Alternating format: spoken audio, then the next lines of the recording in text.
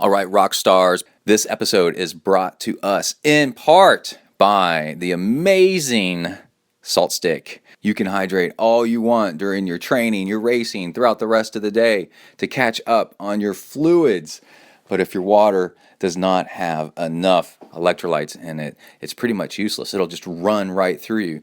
You got to make your water stick to you with Salt Stick. Check this out. Athletes that took Salt Stick finished a half Ironman race in an average of 26 minutes faster than the control group. In a study, research took a bunch of triathletes and gave half of them Salt Stick capsules and the other half just sports drinks. The athletes that took the Salt Stick capsules finished a 70.3, that's a half Ironman, race in an average of 26 minutes faster than the control groups. That's because it allows you to stay hydrated. It makes your water stick.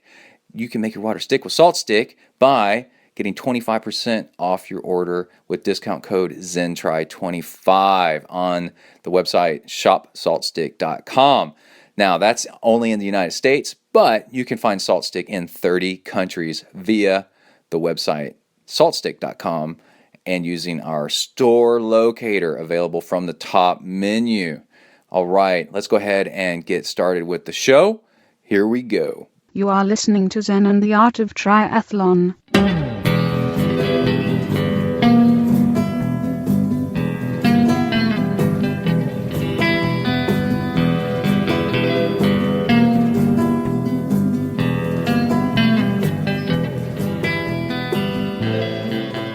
Well, hey there, all you triathlon freaks and geeks, and welcome to another great episode of Zen and the Art of Triathlon, the podcast where we find ourselves through endurance and learn a little bit of Zen along the way. All right, this show we have Cecilia Davis-Hayes. She's a former professional cyclist that is now a triathlete and was an amateur triathlete, but has announced that she's going pro.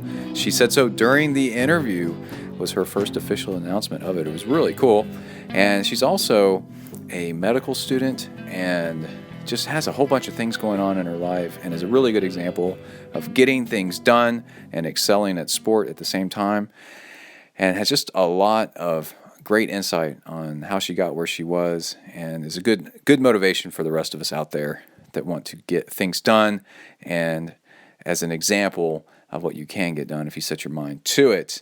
I also have a little bit of training log. By accident, I ended up in the middle of a 100-miler down in south coastal Texas, south of Houston, and on a camp out, and I got a little bit of recording from that. And just a lot of cool random things mixed in after the interview. But first, we should go ahead, and we're not going to do news this episode. I thought I would give you insight on the latest and coolest tips on how to get things done. Little gizmos and websites and things like that that make fitting it all in a whole lot easier. I remember when I was talking to my dad years ago about why triathlon is so cool, and I said it forces you to be efficient. You first try doing triathlon stuff and you kind of suck at it because you're not training enough, and then you're kind of like, well, I want to get better. You're finishing at back of the pack, and you're like, well, I want to get better, and then you realize that you start to have to make choices and compress time and do without, and forced to ask yourself, do I really need this, and do I need to be doing that? And it makes you remove all the lazy out of your life and be precise and get things done and be efficient, and it really changes you as a person to fit it all in. And it's and you can tell how well you're doing it because it's measurable. So next, I want to give you a list of several things. Let me count them here. We got 7 things that I've come across recently that will help you get your life together and will help you get things done faster, better. And yeah, that's enough explaining. Let's go ahead and get started. Is it 7? I think we'll find out. Okay, number 1, treadmill TV. when you're on the treadmill, and I found this works on the bike as well, there's a YouTube channel called Treadmill TV that is point of view. That means somebody's wearing the camera on their shoulder or on their head or on their chest, and they're running. And there's a whole lot of different versions of this, and I've been experimenting with this for over the time, like years, but lately, months to weeks. And I found that there's a specific type of video shooting that works really, really, really well, and Treadmill TV has it down. And it's very minimalist, and it just goes, and that way, when somebody else is doing something on the video, telling you all this stuff that's going on and all that, well, if it's not exactly what you're doing, then it's distracting. But when they just shoot and there's no other input, maybe there's sound, you can turn the sound off if you want, then you can do everything that you want, and it's just wonderful. And so Treadmill TV fits the bill. Off-road one that's good is Palo Duro Canyon. There's it's a lot of trail running. There's a trail running in the fog, which is really cool. And there's at least one running in the snow, and oh my, it's just awesome. So check it out if you're on the treadmill. And also, it works on the bike. It's really weird. As long as you're going forward and there's things going past you on the screen, it doesn't really seem to matter how fast it is, and it feels like you're mountain biking maybe. So you can be doing 20 miles per hour on your triathlon bike on the trainer, and the fact that the person in the video is only going about 6 miles an hour doesn't seem to matter. It's really odd. So give it a try on the bike as well in front of your trainer. And what I do is I have a dedicated external monitor that I plug into my laptop, and I just move it from in front of my bike to in front of the treadmill. I posted a picture on Instagram. I'm ZenTriathlon on Instagram of it running on the treadmill, in front of the treadmill. And yeah, it works. It's pretty cool. All right, next is takeafive.com. So when this broke a couple of weeks ago, the reaction was amazing. So many people were like, how did you do this? What's going on? I didn't even think this was possible. And it's actually super simple. It's just a few lines of code. But this one website, you go there and then you type in the address of another website you want to go to, and you choose 3 minutes, 5 minutes, 10 minutes, something like that. And you can also type in, your custom minutes if you want to be 8 minutes or whatever. It opens up another browser tab for that long, and then it destroys it after the time runs out. And it's really cool because we spend too much time. You're on Slow Twitch or you're looking at Google News, and you're like, man, I got to turn this off. And before I get in, I don't want to stay in too long. I just need to take a break from whatever I'm doing. Say I'm online coaching, and I'm like, oh, I need to take a break. And I say, okay, I'll open this and I'll surf the internet for like 5 minutes, 10 minutes, something like that. And the browser that it opens destroys itself, and that's your reminder that you need to go back and do what you were doing. It's really cool. And again, it's called takeafive.com. Okay, another thing is there's music out there for focusing in on stuff. And it's called, there's an app on your phone, Focus at Will, with the @ sign, Focus at Will. And what I've found is they have all these different channels of music, like ambient music, and they got something that's absolutely crazy called music for people with ADHD, which sounds like jackhammers. It's crazy. That's how you know you don't really have the worst ADHD, if you listen to this and like you can't stand it. And classical music and such. It's been found, most people already know this, but it's been found that music without lyrics is the best stuff for focusing and tuning out the world while you work on whatever you're doing.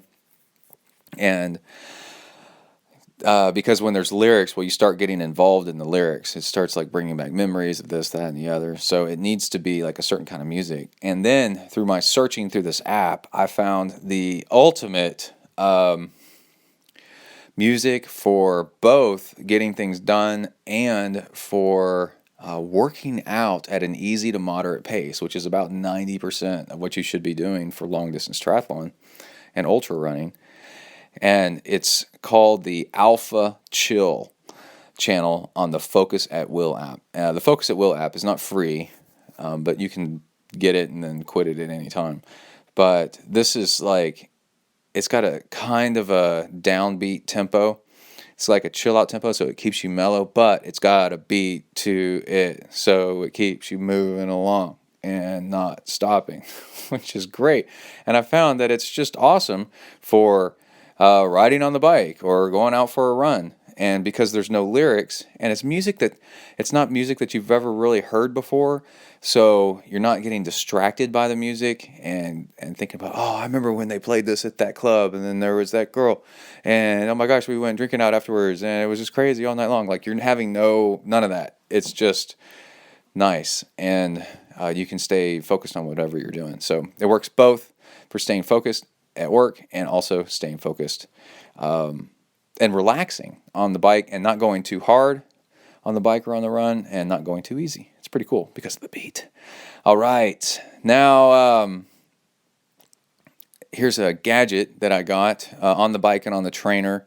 We have a remote control fan. So we needed another fan. Kai has been getting into riding on the trainer indoors, and we had one fan, and it is just having the one fan, it is such a pain in the butt moving the fan from in front of the bike to in front of the treadmill, back to in front of the bike, back to in front of the treadmill, especially because you're alternating stuff, because that's what good triathlon training is.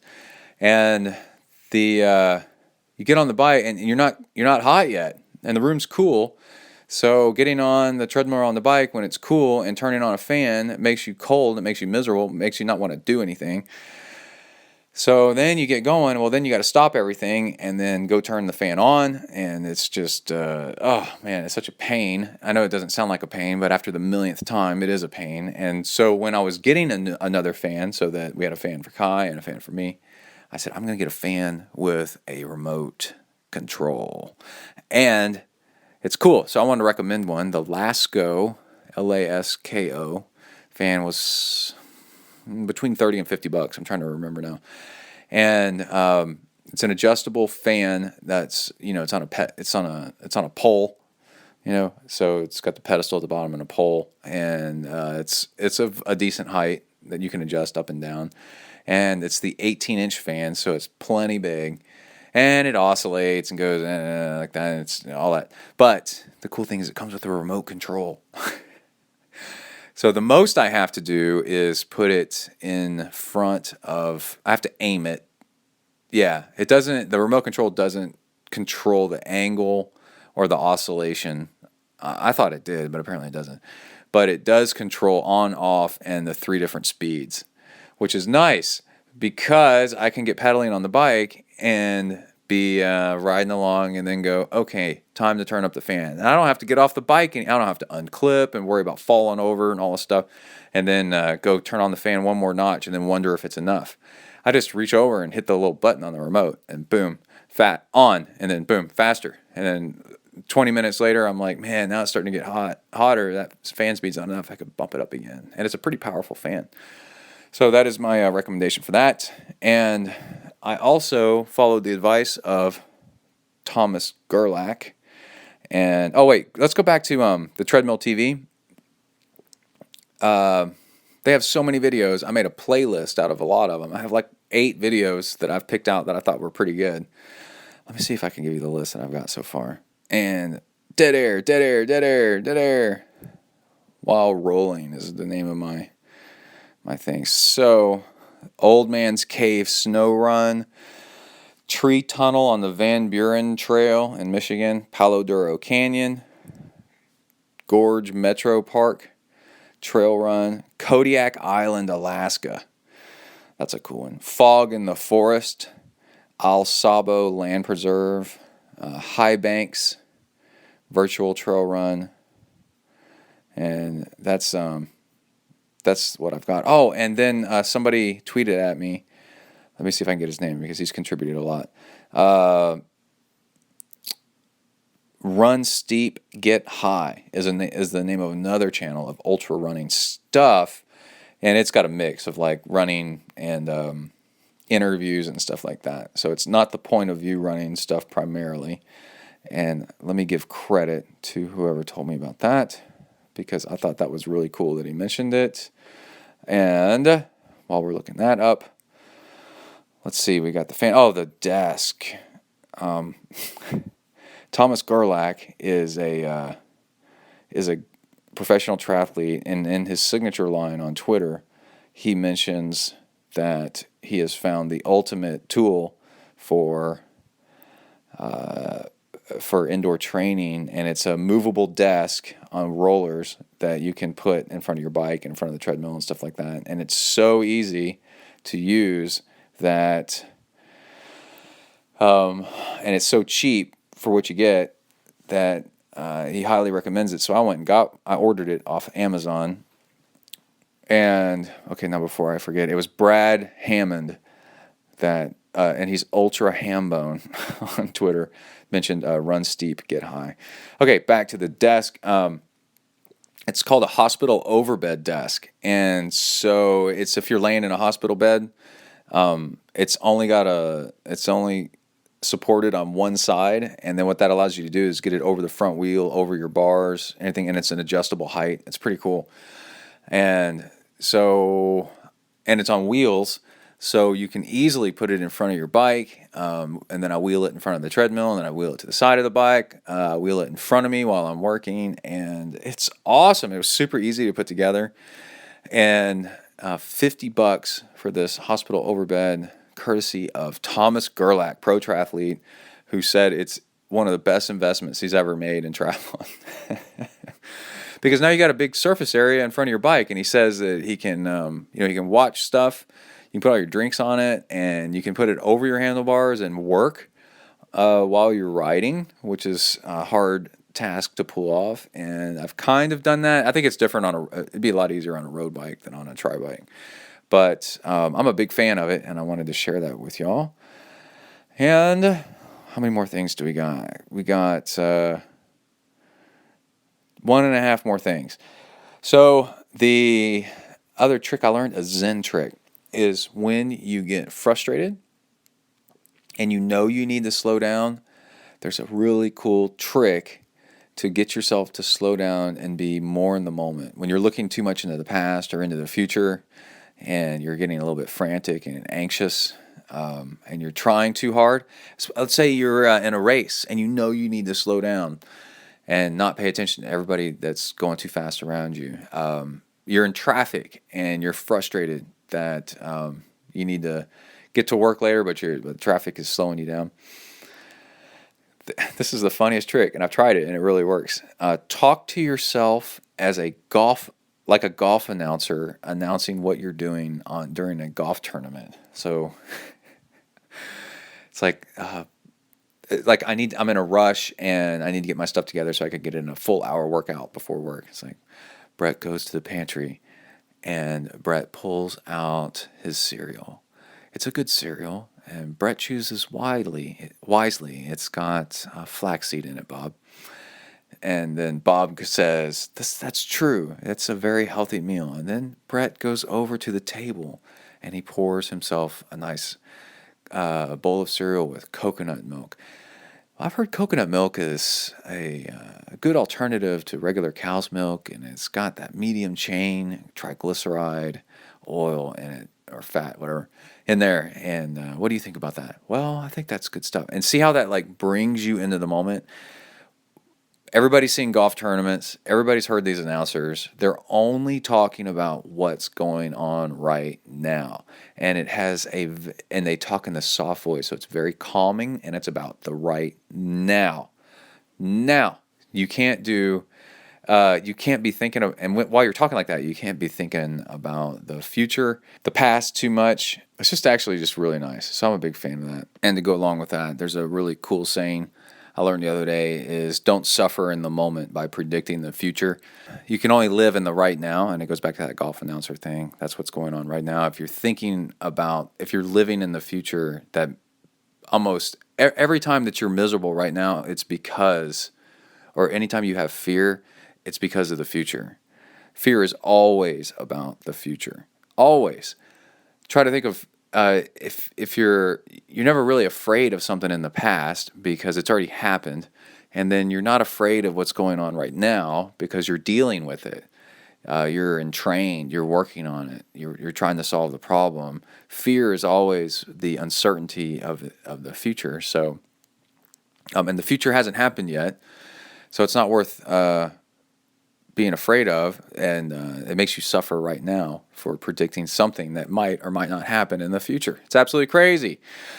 All right, that was your little dose of super zen for this episode. But let's do the last half of a number 7, number 8, for our list of little tricks for this podcast, for this episode. And this is a random one. If it ever happens to you, you break your treadmill, which I have now broken 2 treadmills. I actually love the treadmill. It's so cool because you can be so precise. You can be like 6 minutes at a 5% grade. Boom, done. Then back down to 0 again. You can crack the deck on your treadmill. And I mean, maybe it's because I buy cheaper treadmills, but I've only had one, and it's lasted 6 years, 7 years. But I've now cracked the deck twice. And the tip is you can actually replace the deck on your treadmill. You don't have to throw it out. You can order a new deck online and then take apart the bottom half of your treadmill and remove the old deck and put the new one in. Oh, well, let's talk about that. Silicone lube spray. Let's make this a full helpful tip. Silicone lube spray is what you're supposed to lube the deck of your treadmill every so many miles, 50 miles or something like that. Well, you can go to Lowe's and get WD-40 silicone lube, and it has the straw-like nozzle that's like 5-6 inches long, and you can stick that under the treadmill and spray it. And then I got to thinking, can you use silicone lube on your bike chain? And it turns out you can, but it doesn't stick very well. So as soon as it gets wet, it'll come off. So if you live in Arizona, where hopefully it doesn't probably rain all that much, then yeah. And also you ride indoors on your bike all winter long, you put a little dab of silicone lube on it. And I did on my bike, put a little bit of silicone lube on the chain, and it's nice. But is that what you really should be using long term? No, probably not. All right, so that is our list of cool things, little tips and tricks to help you get all your triathlon training done. If you've got some, send them to me. Just mention them on Twitter. I'm ZenTriathlon on Twitter, or you can mention them. Send me an email at Texafornia, Texafornia, like California, at gmail.com. And something that I can mention real quick on the show, I'd love to have a segment of the show dedicated to people sending in tips and tricks that will save them time and make the hours and hours and hours of training go by a whole lot easier. I mean, there's a million things I can think of right now. I'm looking at something that just caught my eye. I've got 2 blocks of wood, 2 2x4s that are cut about a foot long each under the front tire of my bike, and I got them stacked on top of each other, and they're under the front wheel. And what this allows me to do is it gives a much more realistic ride on the trainer. If you don't put your front wheel up on anything, then you're riding your bike downhill all the time.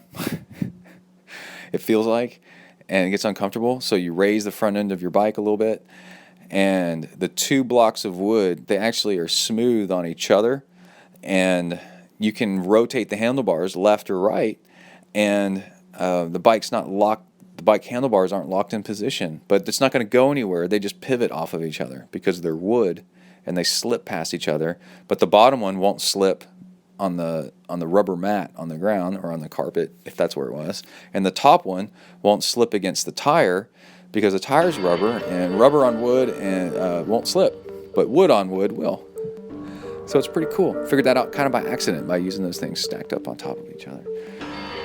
As opposed to, I've got another one, I can't see the brand name right now, but I got one of these ones that holds the front wheel locked in place, and It gets kind of annoying to be totally locked in. You don't have any freedom. Okay, our interview with Cecilia Davis-Hayes. Are we about ready for this? This is cool. Let me switch over and get this audio rolling. Here we go.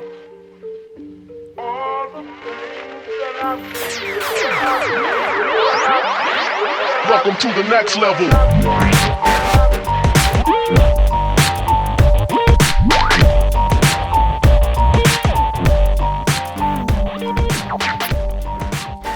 Hello, can you hear me now? Yes, I am through. I'm in. Oh, all right.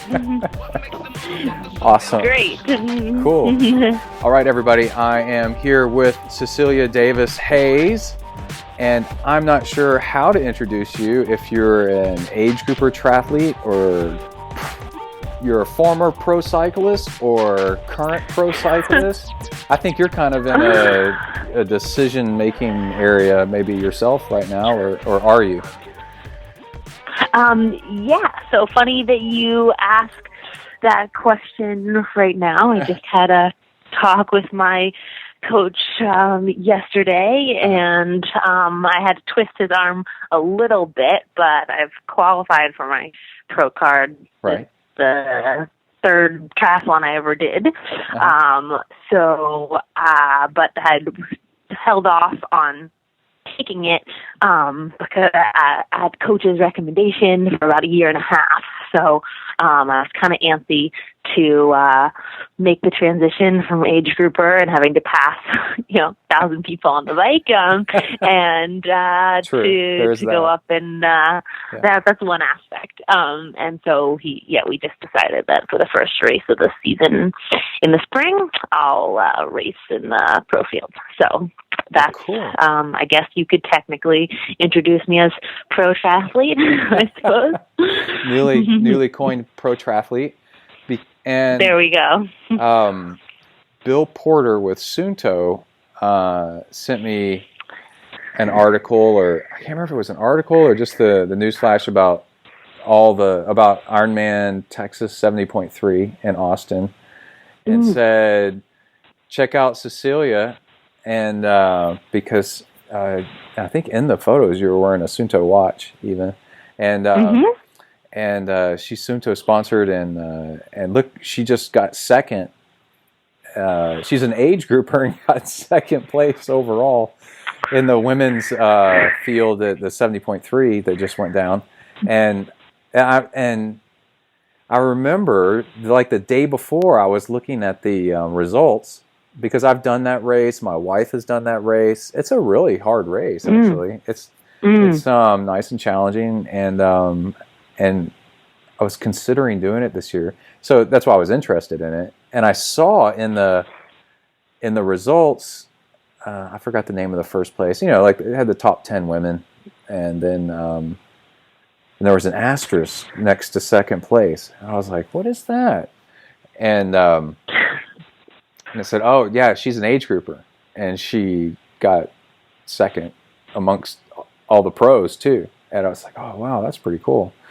So then I started digging around on your website, and I saw that you actually were a pro cyclist, or are you still a Cat 1 cyclist at the same time? Or do you have to keep that up, or what?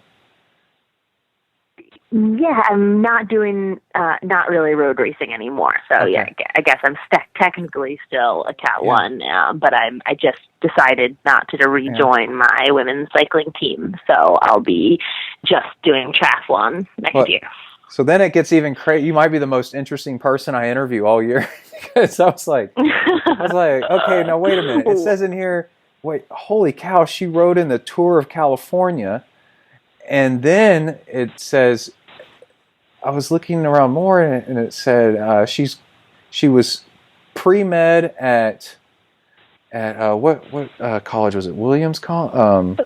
Yeah, Williams. Yep. Yeah, pre-med at Williams, and is now a medical student at Columbia, and I have that right? I didn't get that wrong. You got it. Mm-hmm. And so you're doing all that and balancing the being and I could see then, being an age grouper, because you're doing the whole medical career, getting your doctorate. Yep. Mm-hmm.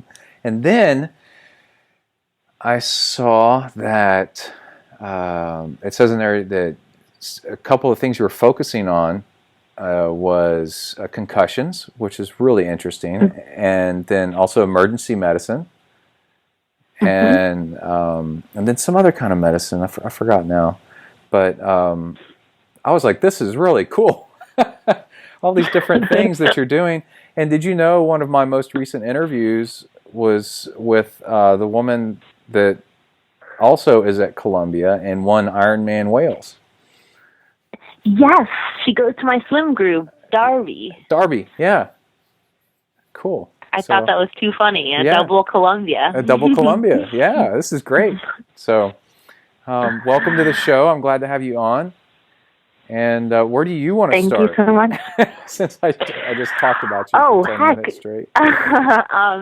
No, thank you so much for having me on the show. And you are too kind. I don't think it's that interesting, but I'm happy to be involved in such a cool sport and have had the experience to like you said, do a lot of different sports, a few different sports at a high level, and I had a good time doing the cycling thing, but I think this is probably triathlon's my best sport, so I'm kind of excited to have found it, and it feels like a really good match, and I love the community and love like learning a new thing and learning to swim.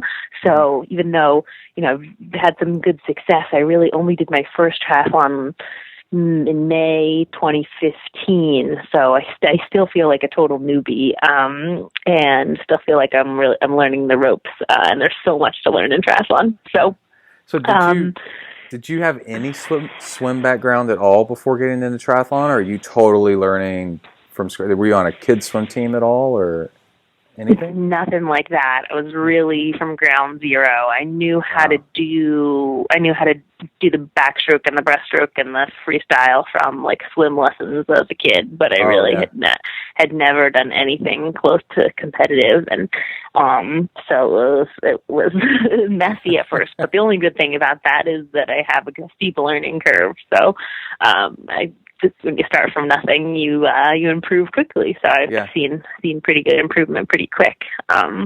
So I feel like I'm only gonna hopefully keep getting better at the swim, and that'll come easier than you take a second or two on the bike and the run. But if you're getting minutes on the swim, then that's good. Yeah, totally. The what are you finding is the hardest thing about swimming, and how often are you swimming? Are you swimming like 4 times a week or more or less?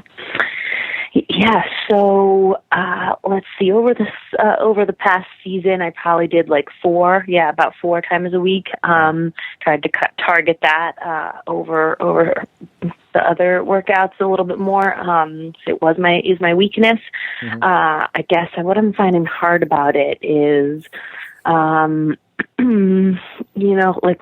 I think at first it felt like I didn't quite have as much fun swimming as I did doing. I love to ride my bike. Like, it's just a joy. You feel like a kid every time you get on it, and it's free and easy and fast and wind on your face.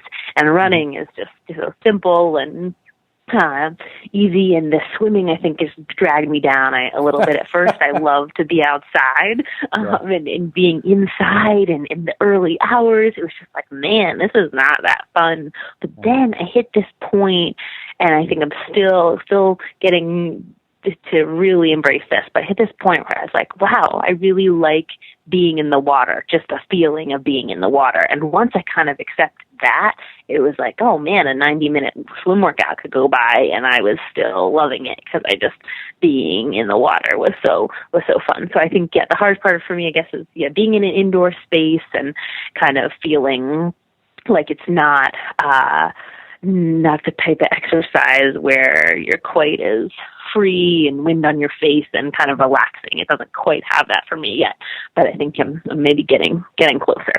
Yeah. People can't believe it, but there was a point where I hated running, and what got me into running. So I was okay. I was pretty good at it for short distance stuff, but I never got into it. And I grew up as a swimmer, and swimmers seem to be allergic to running. And it's like such a different sport than swimming. But I grew up loving riding my bike, and I think signing up, getting a friend who took me out to go see an ultra marathon, and the second time I saw it, I was like, I bet I could probably be okay at this. And then signing up for it made me run a lot, right, to train for it. And then at one day, all of a sudden, I wanted to go run. Like, it was the weirdest thing. And it's like what you're talking about. At some point, you do it enough, you actually enjoy it with swimming. Right. Yeah. Yeah, exactly. I think my new coach that I started working with, he is really at Matt Dixon of Purple Patch Fitness, or people might have read the book. And so I kind of made the plunge to start with this big time coach. And one of the things that he's having us do, so I mentioned I was swimming maybe 3-4 times a week over the summer, and we are embarking on what he calls, quote, a swim project. So that's the winter. And so I'm not exactly sure how many times it's going to be, but he said a week, but he said 50% of my volume will be in the pool. And wow. I've been doing like 20 hours per week. So if we're bumping, that's a lot of time in the pool. So it could be, a close to everyday type thing. But I'm on, I'm in, I want to do everything I can. And what he says is you really have to fall in love with the pool. And so it's like exactly like you're saying, one day you wanted to go out and run. So I'm thinking that I'm getting there with the pool. I want to go swim. So hopefully after 6 days a week this winter, I'll let you know, but hopefully I'll still want to go swim. Yeah. Sometimes I was just wondering about that recently, about a lot of times, because I coach too, and I coach myself, and I coach a whole bunch of people, and it's like, you want to do balanced workouts, right? But then sometimes I wonder if it would be better to focus on something for a few days to really drill it home to get you better at it, and then take a break from it, a few days up to maybe a week or so, and then work on something else like the bike, for a while to really get you good at it, and then so you spend more focused time. Because if you're like in a situation like you're in where you're trying to learn something, you really got to spend, if you just try to even it out, like let's say like 3 times a week, 4 times a week, it's going to take you a long time to get up to like the professional level of swimming. But if you do 5-6 times a week, then you can get up to that level like so much faster, and you're already a great cyclist and runner, and you just kind of baby that along and feed that along, maybe in your spare time a little bit, keep that up there, and then your swimming is now picked up to where it needs to be competitive. That's what I'm hoping. That plan works. I hope so too. Yeah. Okay. So totally skipping around. Tell me a little bit about this studying CTE and concussions. Like, how much work have you done on that? And do you have any insight on that, or what's going on? Right. Yeah, I'd love to talk about that. It's definitely a passion of mine. So as you mentioned, I'm a medical student at Columbia in New York City. I actually I started in 2013, so I'm technically a 4th year, but I'm doing a longer track. So I probably am going to end up doing 6 years instead of the typical 4, because mostly motivated by racing and training, taking a little more time to do things, and have a little bit more flexible schedule. So my dean has been great with me about that. So how we're doing that is I basically have done 3 years at med school, and then as my 4th and 5th year, I'm adding like an extra research project. So I'm working with this neurologist who's focusing on sports-related concussions, and we're doing a number of research projects. So I'm doing that for since I've been working pretty much just with him on a few different projects since this spring, since March of this year, 2016. So it's a great setup because it gives me a little bit more of my own time. We have research meetings and I have assignments, and then I can have a flexible schedule and get in all my training and travel and racing. So that's been great. So what we're doing is got a little bit all over the place, but we have a few clinical studies that are going on. So we're enrolling all of the student athletes at Columbia who have experienced a concussion playing sports, and we're sending them for an MRI brain scan, which is typically not a test that's done in the emergency room. If you were to come in with a concussed athlete, you might get a CT scan to rule out a brain bleed, but really the imaging at this point doesn't tell us anything about whether an athlete's had a concussion or not. But an MRI is a bit more sensitive, and there's pretty good evidence to show that a certain kind of blood flow sequence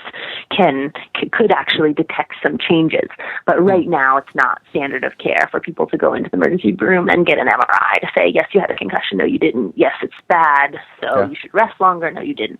So that it would be great to have a so-called biomarker to say, okay, you have an illness, you should be treated seriously, you shouldn't play for a while. So that is kind of the goal of that study. Mostly it's been football players that we're enrolling so far.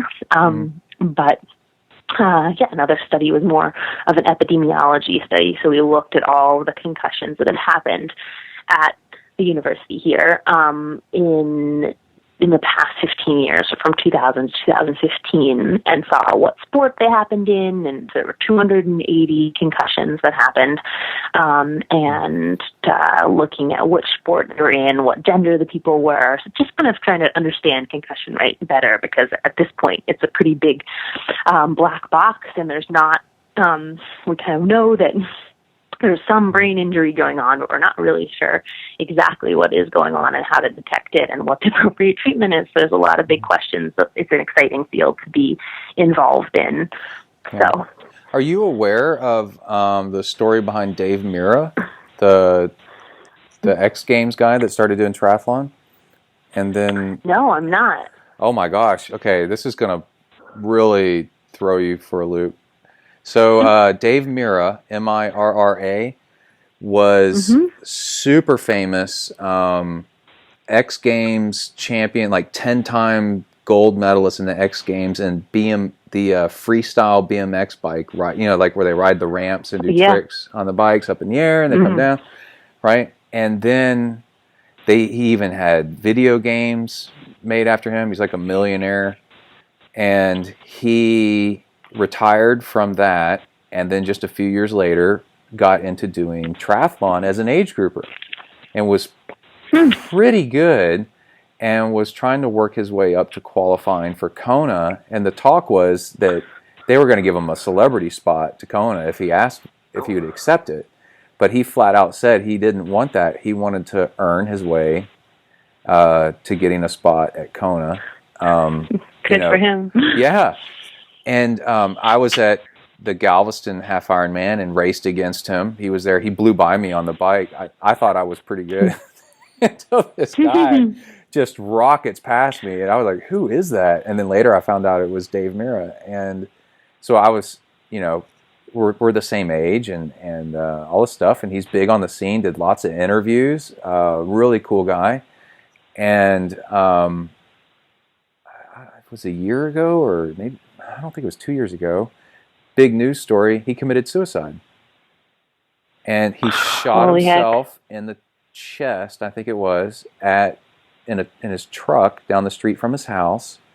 He left behind a wife and 2 kids, and he had gotten so depressed that he committed suicide, and they did an autopsy on him, and he had CTE. And it was from brain concussions from all the ramp jumping where you fall and hit your head, even though you're wearing a helmet. So like a sport that most of us had never even thought of, where they're getting concussion after concussion after concussion from these jumps. That's terrible. Yeah, unfortunately, that's not with BMX, but with a lot of sports that story of exactly what you're just saying. You know, a successful career, and then a relatively young guy starts to be depressed and commit suicide. You're hearing it pop up really all over. So it's really terrible, and that's definitely one of the dreaded consequences of multiple concussions, and that we're getting a little bit better at understanding. But right now, for CTE, we don't even have a way to detect it while somebody's alive and treat it while somebody's alive. All we know, we just find out usually, and unfortunately, on autopsy when after it's too late. So that's definitely a field of active research. For sure. And we're just trying to understand what exactly is on. Because right now, what we know about CTE is there's a kind of a protein deposited in the brain, but we don't exactly know what's leading to it. It seems like in some cases, there have been probably dozens of concussion, and in others there was a young man, a 21-year-old that was found to have CTE. So it's still mysterious, and it's terrible. So. Is it like scarring of the brain, I guess, and then it slows down brain function, kind of?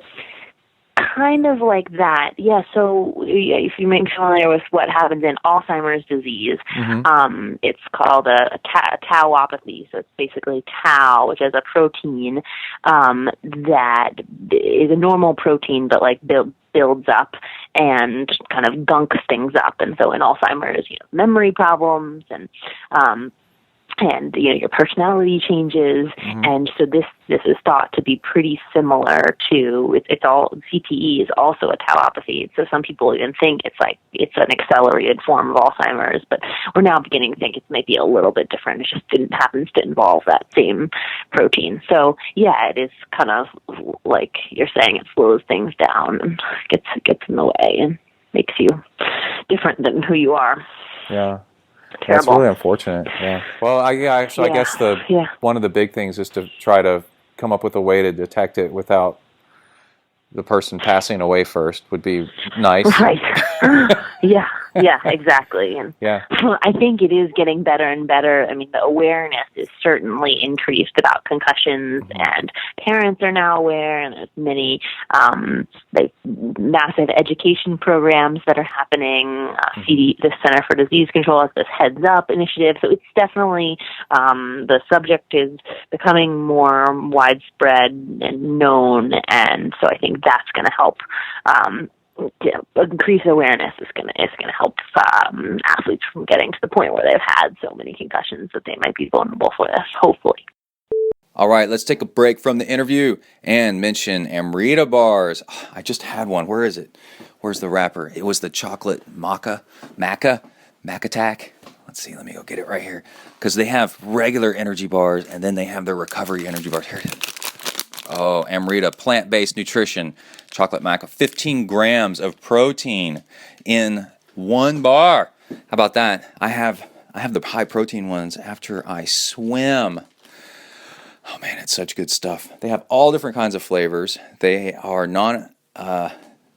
I wouldn't say non-allergenic, because that's not the right wording. Hypoallergenic? There's no nuts. They use seeds instead for the protein. So if you have a nut allergy, there's no worries there. They are vegan-friendly and no animal products used inside. Gluten-free, dairy-free, peanut-free, soy-free, long time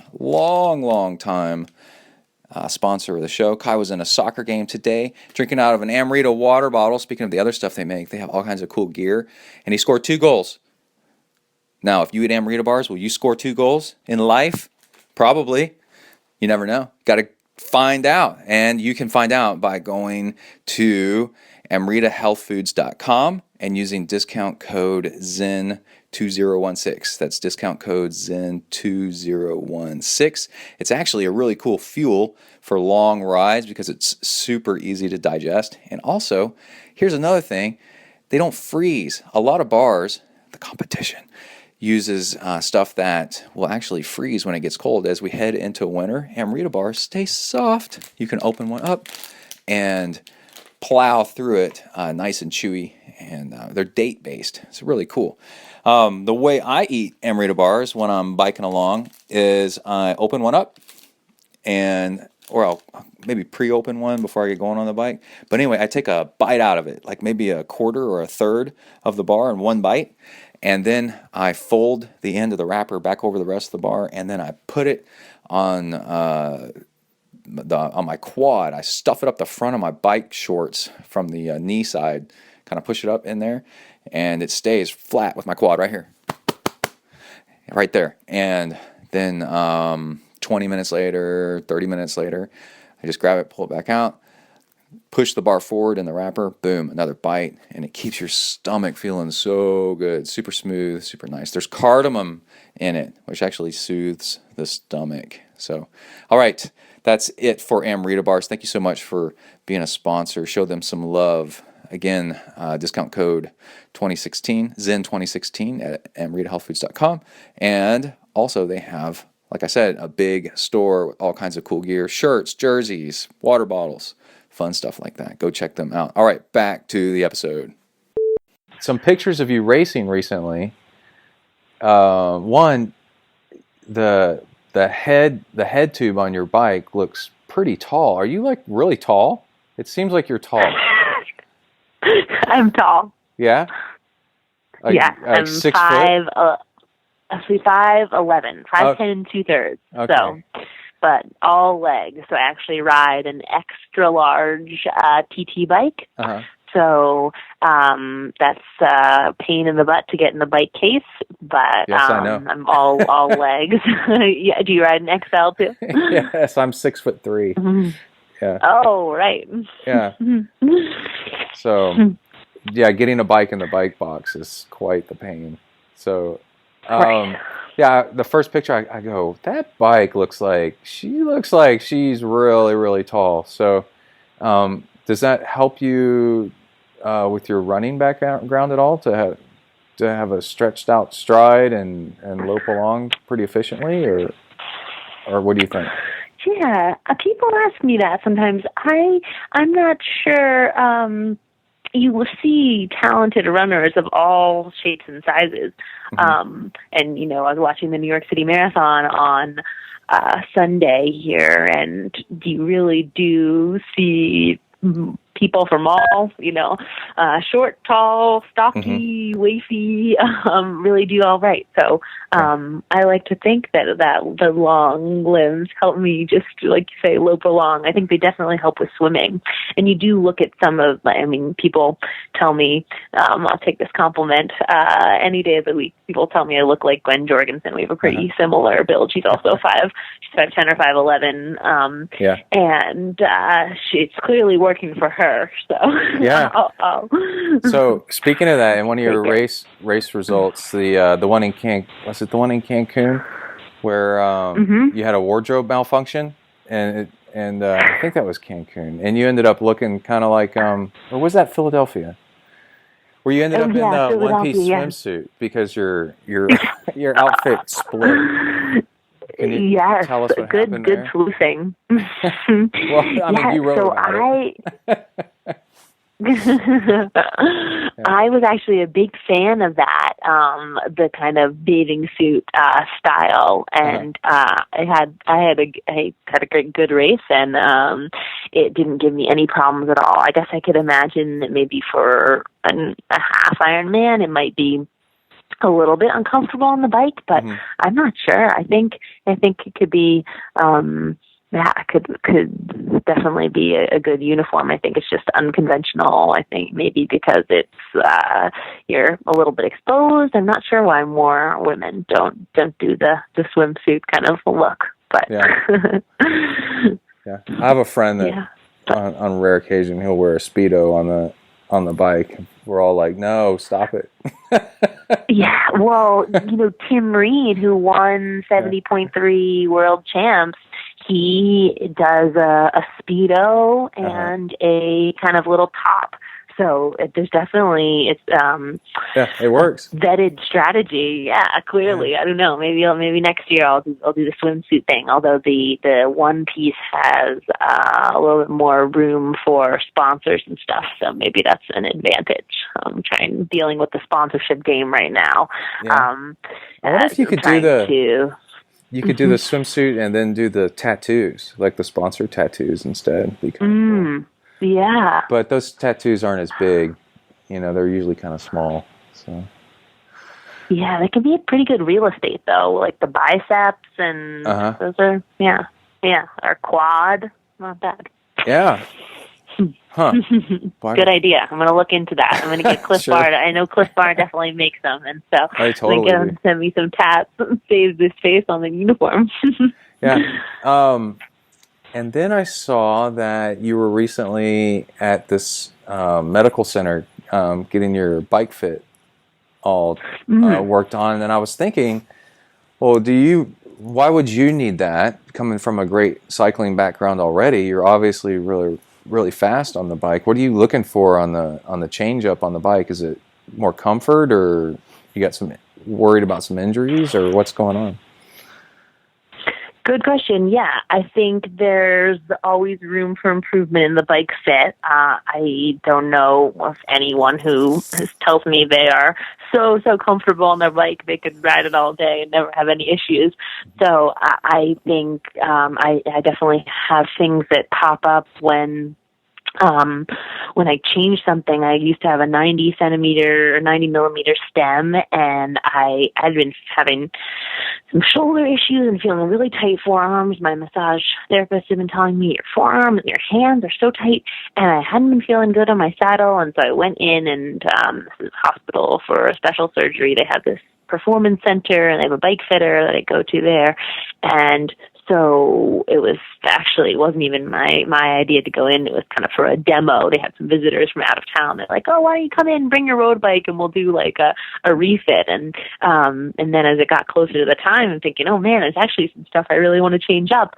So I told them about my shoulders and everything, and then we ended up swapping out the stem for a 110 centimeter one and swapping out the saddle.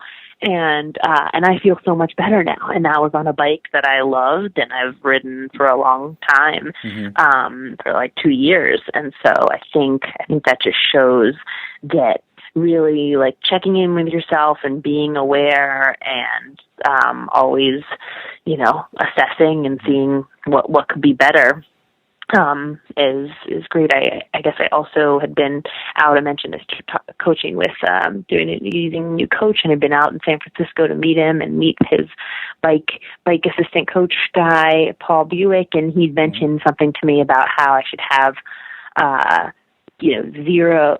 Basically, have no weight on my hands at all. All the weight should be coming through your rear and your feet, and it's just. It shows how you're always learning. Like, I think I'd heard something along those lines before, just those years of being a cyclist, but there's so much to know and so much to learn. And I was like, man, I actually put way too much weight on my hands. So it's funny how maybe something you used to know and forgot, and then re-pops up and you tweak it and you feel better. So it's a constant. So you're saying this is on a road bike, right? Where you don't feel weight. This was just on a road bike. Yeah. Mm-hmm. Yeah. Yeah, exactly. I guess it'd be a little different. I'll try. I have gotten my bike fit to where I could ride all day and be comfortable. I managed to get that bike fit one time, and then I sold that bike and then got a new bike, and then I'm trying to find it again. But but then one thing I've noticed with me recently is my toes and feet are starting to go numb just 45 minutes or an hour into the ride, and that's been happening lately. And I was sitting I have a regular old day job, and I'm sitting in a meeting today, and I started massaging like my hamstring on my left leg, and I found a really sore spot, and I started rubbing it, and then all of a sudden the numbness in my toes started tingling, and I could feel blood and sensation like all rushing back to my toes. And I looked it up, and there's your muscles swell up on the back of your legs, and it puts pressure on your sciatic nerves. And basically by doing, I was basically doing trigger point therapy and loosening up the muscles, which is loosening up the pressure, and then relieving pressure on the nerves, and then getting blood flow back into my feet. It was really weird. So, who needs a sports med doc? You just you self-diagnosed. Yeah, but when I've damaged myself for so long that I can diagnose myself, that's pretty sad. I was like, I need to go in to get some kind of like trigger point or massage therapy or something like that to loosen all that up, I guess. Yeah. I mean, or it could be something on you're in your bike position that's causing you to have that sciatic nerve issue, and then and then you're getting it off the bike too. But if you adjusted something on your bike fit, then maybe you could fix it. I think I'm a big believer in that. Everything's all interrelated, and so you're doing that for a lot of hours per week. Yeah, sure I am. And then I think the more the hours and the more the intensity that you're doing, and it was with my new bike. I thought I got that fit within millimeters, but it's a new bike, and you got to move things around until things quit hurting. Like you were saying, a bike ride should feel the way I always say, especially on a road bike. It should feel like an old pair of your favorite blue jeans, like so comfy that you could just ride it all day. Right, agreed. If only everybody out on the road had that, we'd all be some big smiles. Cool. So on your Cozumel race, that was. How long? That was an Olympic distance? Like September. Yeah, that was Olympic distance. That was Olympic distance world champs. So. And you got what place? I'm trying to see what I was third. So unfortunately wasn't my best race of the season, but it was a goal race. But you got to roll with the punches. It was as we talked about, swim was not my strength. So I knew it was an ocean swim, and knew that was going to be. I was going to be playing catch up, but it really didn't play to my strengths. This current was very strong, so strong that it was sucking people under the dock where we were supposed to dismount. They actually shortened the course a little bit even. Yeah. So when I heard that, I was like, oh no, okay, just try to swim straight and don't get caught in it. And I think I'm sure you and listeners have swum in strong currents before, but I really hadn't at all. I'd done a little bit of ocean swimming, mostly lake swimming, and I think I just was fighting against it and moving nowhere. So I struggled a bit there and came out of the water like 8 minutes back, and that's just a lot to make up in an Olympic. So I made up pretty good ground, past a boatload of people, but there was still two left to pass. So it was, my goal was to win, but sometimes you go to win and you get third, and you can't be too upset. So I'll take it. During that swim, did you freak out at all, or you were fine? It was just like longer than what you wanted it to be. Did it scare you? Were you scared? I had my first my age group nationals was my third triathlon ever, and it was 250 people in the start, and the other two triathlons I'd done were really calm, small starts. So I knew what that feels like to have that kind of kettle of fish, freak out, need to tread water for a second. And it wasn't really, if I'm honest, it wasn't like that at all. I actually felt like I was working hard and swimming well. I think I was just not used to what it feels like to swim in a current and maybe putting too much work. I'd heard later that you need to kind of like ride the swells and put in work at the appropriate times and back off and be a little more strategic about it. That's true. And I think I wasn't doing something right. I think even I wasn't on the right side of the course to get more of the current, or to be in a less strong current. So I didn't play anything right there. But you live and you learn. Yeah, that's. I'll never forget my brother-in-law and I. The first time I ever went surfing, he was new too. This is in San Diego. We got on our surfboards, got to where the water was about waist deep. We walked out. It's lots of whitewash, currents coming from all these directions and stuff. And then we laid on our boards and started paddling. And we paddled and paddled and paddled and paddled. And he doesn't have a swim background, so I got ahead of him a little bit. And then I turned around and looked back because he yelled at me, "Hey, Brett, what are you doing?" And I turned and looked back, and he's standing waist deep again. We've been paddling our butts off and went nowhere. And then over the years of doing surfing, you learn pretty quickly to use the currents to help you, and you don't try to fight the stuff that's too big. When the stuff's too big, you kind of wait it out, and then when the current is in your favor, you go with it. It's really weird. You can't fight. Yeah, that's you cannot exactly it. fight the ocean, and you cannot win against the ocean. It's too powerful. It is stronger than you. Yeah, yeah. Well, I wanted to ask you about what are your plans coming up. Your Matt Dixon is definitely a big name, so you probably have big plans. And how are you going to balance all this with school? And how have you been balancing it with school? Like, how many hours per week do you think you've been doing, and how do you schedule your day to fit in studying and research? Yeah, so I've like I said, I've been lucky to have a pretty unique setup here with my kind of mentor, research mentor I'm working with. He is very understanding about the triathlon stuff and lets me take Fridays here and there.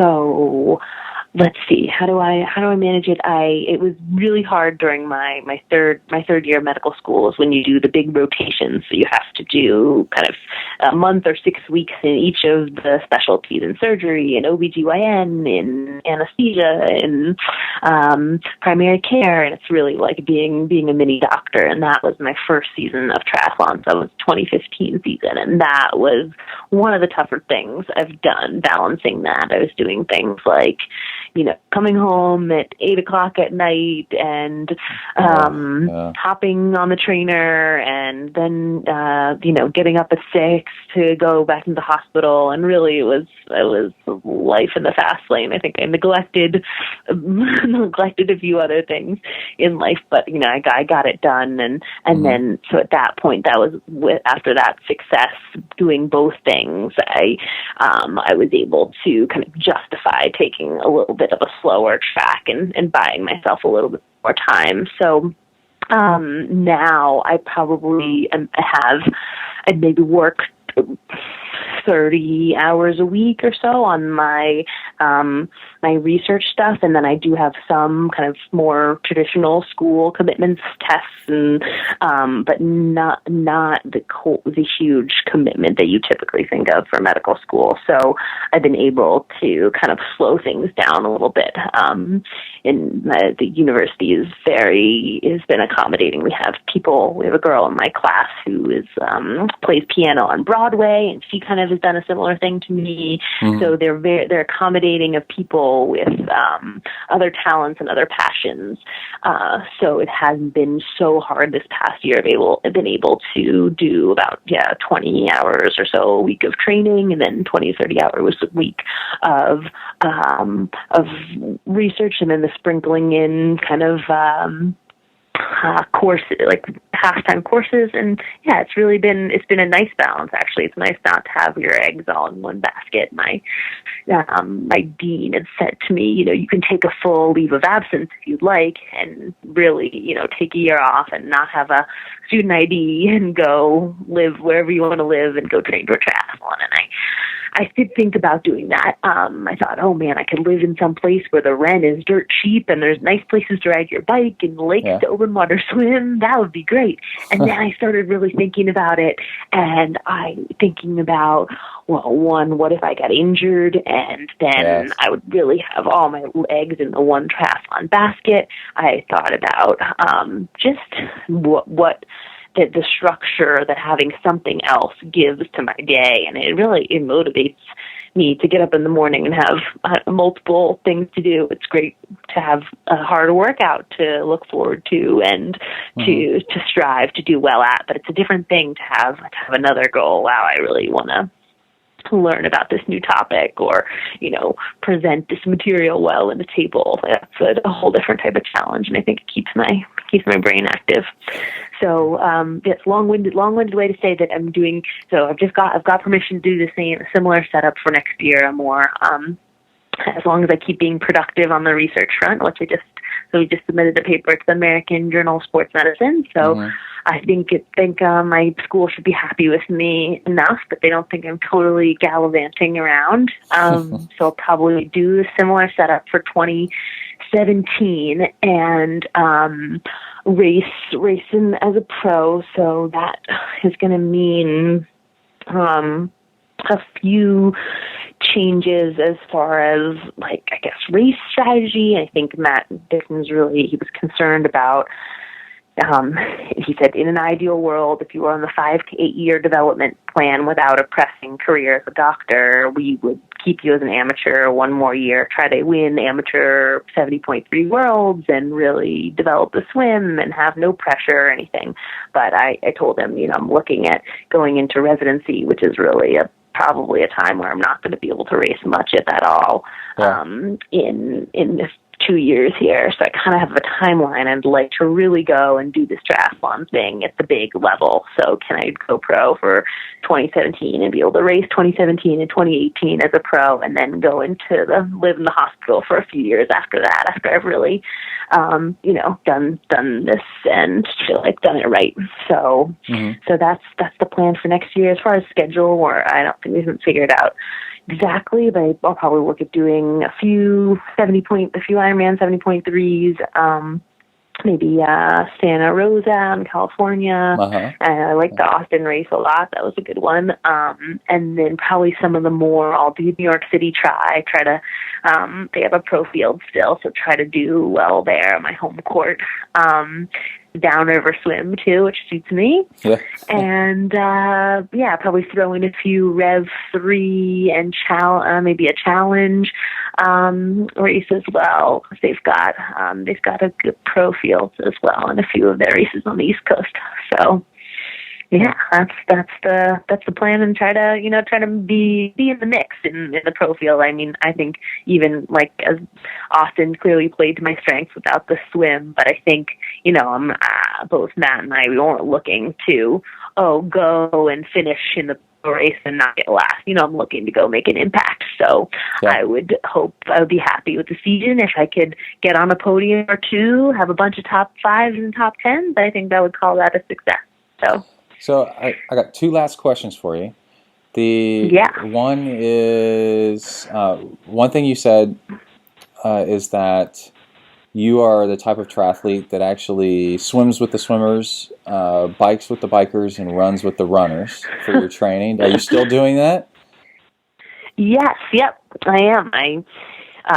So I have a Central Park Track Club. It's one of the biggest running clubs, I think, in the nation, definitely in New York, and it's a great resource. There are so many fast runners there, and so you're bound, especially being a girl. You can run with the Masters men crowd, or there's a ton of fast girls too. It's a very motivating place to go. A bunch of girls training for the Olympic trials marathon, and so plenty of training buddies.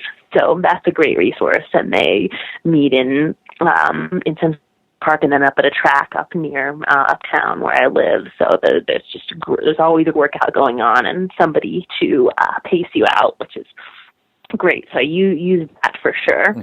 And then it's a great place to meet running buddies too. And then you don't necessarily have to go through the club. You say, oh, hey, I really like running with you. You're my pace. Let's meet, at another time. And that always is a good to do your training not by yourself. Otherwise it gets a little dull. So then I have this whole cycling community from the women's cycling team that I was a member of up until like a week ago, And so they meet in Central Park, and then I am pretty well connected to the New York City cycling scene, and so I have a few buddies who have flexible schedules like me, and we meet and ride in the weekdays. And I'm joining Blue Ribbon Cycling Team, which is a mostly male cycling team that is going to be able to give me a little bit of support as far as, race entries and travel and stuff. And so, I don't have to race bikes, but just kind of ride in their kit, and they'll be great training buddies too, because I already ride with those guys a lot. So, yeah, and then as far as the swimmers, I swim with, there's the Columbia University varsity swim coach. He actually has, a program, kind of like a master swim, that he runs 3 mornings a week. And so he is a very experienced swim coach, has done triathlon himself, as is his assistant coach. So they totally get it. They understand swimming as well as anyone out there, but then also understand swimming in the context of triathlon, which is really helpful. So I started in lane 7 of 8 there when I started about a year ago when I started going, and now I'm in lane 4, so I'm improving. Yeah. And there's definitely people who are really fast swimmers over there in lane 1 and 2, so definitely swimming with the swimmers. Yeah, I love that setup. That's what worked for me as a swimmer, was growing up on swim teams where there's a lane that you can look over right next to you that's faster than you. And also in your lane, there's probably people that are faster than you. So you're trying to keep up with them, and you're also trying to be as fast as the people in that lane next to you that are just a little bit faster, because you want to rank up. Yep. And you by seeing them and trying to keep up with their speed, you start trying out things, and you copy other people until you're that fast as they are. And then you move up a lane, and then you want to move up to the next lane and move up to the next lane. It's really cool. So motivating, and you get better so much quicker. I'm definitely a believer. The hardest part is dragging my butt out of bed at 5:30. Yeah, that's true. I don't know why swim practices are always so early. It's so crazy. No, why do they have to be so early? I know, it doesn't make any sense. I think that's All right, we need to mention UCAN. UCAN is a super starch. This is really cool stuff. It's a super slow-acting carbohydrate, almost to the point of your body doesn't know what it's doing. It's like we're getting energy from somewhere else is happening. And it's really great for swimming. You want to go swim for an hour and not be needing to, take sips from a bottle on the side. Your coach hits you over the head with a kickboard, like my coach used to do. Quit jacking around. Get back in the water. Quit being lazy at the wall. Keep on swimming. And you can do this, and especially in races, right? You're going to do an Ironman. You're going to be in the water for an hour. You're doing a half Ironman. You're going to be in the water for half an hour plus. You're going to be going and going and going. You don't have a chance to drink or refuel out there. You can't drink out of a bottle while you're swimming. Well, you kind of can with UCAN, because UCAN is a very, very slow drip carbohydrate. And so it slowly releases into your system, so you can kind of preload with this stuff before you're going to do something long. It also kind of saves your teeth from all that sugar, right? Because you can power this stuff down. It's actually pretty easy to drink. And then you have energy for like an hour, hour and a half from this stuff. This is really cool. So it comes in different flavors. You have chocolate. You have some stuff with some protein added in if you want that, and some electrolytes added in if you want that. And they also have orange, tropical punch, and all this different stuff. And so what I do is I get up in the morning, I drink. I have a little bit of breakfast, tiny little bit of breakfast, some coffee, and then right before I leave to go to the pool, I drink a bottle of UCAN pretty quickly, and then by the time I get to the pool, you got your energy, you feel nice and good. That's slow release, and it just works, man. It's really amazing, and it's actually helped me break the habit of needing sugar by the side of the pool. I think I've pretty much turned around, pretty positive. I've turned around my needs for sugar by using UCAN. I've become much less sugar dependent and way more fat enhanced metabolism going on, and I did it through using UCAN. The latest thing that I've done with it is one time I did it half the swim, but my latest was I did a full swim nonstop butterfly for 1 hour after drinking UCAN, 3,150 yards nonstop, all butterfly, drinking UCAN.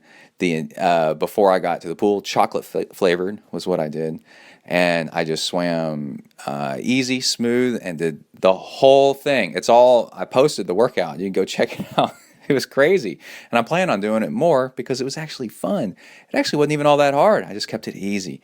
And you can do the same kind of stuff, a long, continuous workout, hour and a half, without needing the fuel by pre-fueling with UCAN. Check it out. You go to UCAN's website, and they have the opportunity for you to put in a discount code. If you use discount code ZenTri, ZenTri, all caps, you can get it 15% off. How about that? That's pretty cool. And then they turn around and send a little bit this way to ZenTri itself. And man, if that's not a good advertisement for these guys, this stuff works. It's awesome. I love it. You can get a discount. You can support ZenTri. Get on it. Get on it. Break all that sugar. Break that habit, man. Get on something that's a little bit better for you with some UCAN. All right, let's get back to the episode. Here we go. The worst person to learn how to do a single sport, is from a triathlete usually, because they are doing just enough to get by, right? And they haven't been immersed in the culture to learn all the cool tricks and stuff that actually make you way, way faster. Like if you work out with real runners, they're going to say, oh, don't do this, but do this, and, wear this, but don't use this product, but do this, and, whatever. And you're like, oh, okay, all these little tips, just tons of tips and tricks to make you faster and better and recover faster and all that stuff. But if you just went out running with my Ironman buddies, that we're all running like a 9-10 minute mile and just like all figuring out how to run kind of on our own for this kind of stuff, we're missing all that knowledge. Of like a running club. Yeah. No, totally agree. Like the bike nerds, I mean, God, they're the worst. Talking about degrees of yaw and, TSS and all these things that, maybe are peripheral, but it's cool to like get a insight into that and really, there's a lot to it, and there's so much to learn. And if you're doing all three sports, the reality is like you probably aren't going to know as much. So tap into the resources out there. Oh, especially on the bike with bike maintenance, right? Triathletes do not know how to take care of a bike. Period, because we don't have time to, because we're always swimming and running.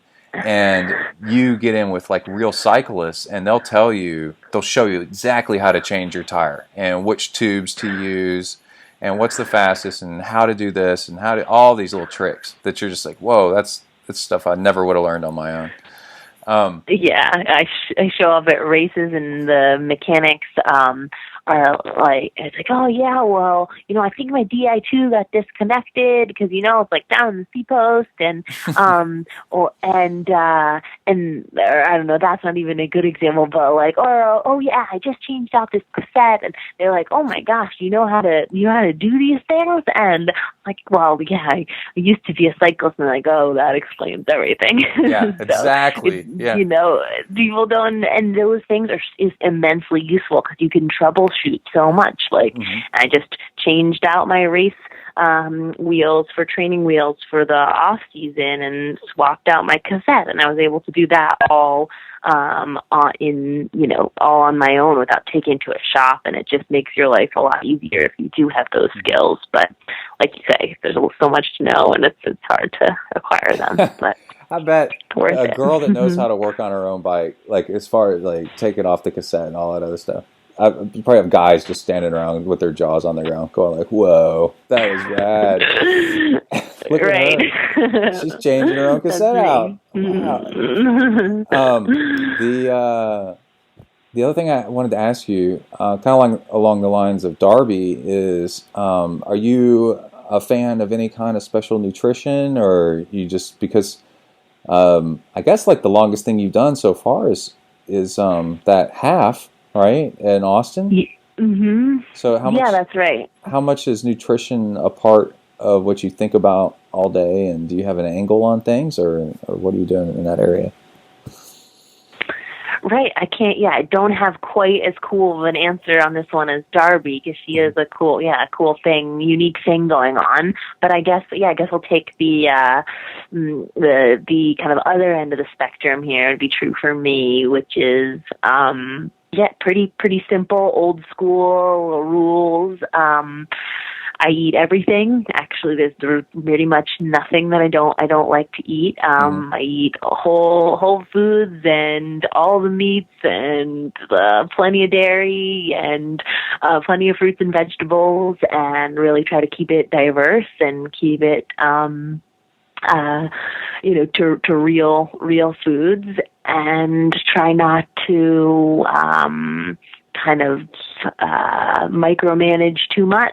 It's always worked for me to let my body be my guide and eat, to an extent. I do crave Ben and Jerry's, but kind of eat what I eat what looks good, and my boyfriend and I are into cooking, so we just made like a stir fry with eggplant and all sorts of vegetables. I think I'm lucky that what tastes good to me seems to be vetted to be good for the body. But I guess more nuanced. I'm really into like never missing a post-workout window. I think it's a big mistake that people make, and it's a big one on that Purple Patch and Matt have zero tolerance policy for, and I'm totally on board. So there's never, even an easy workout, I'm getting like 150 calories in right after in that 20-minute window. And then really dedicated about fueling during workouts.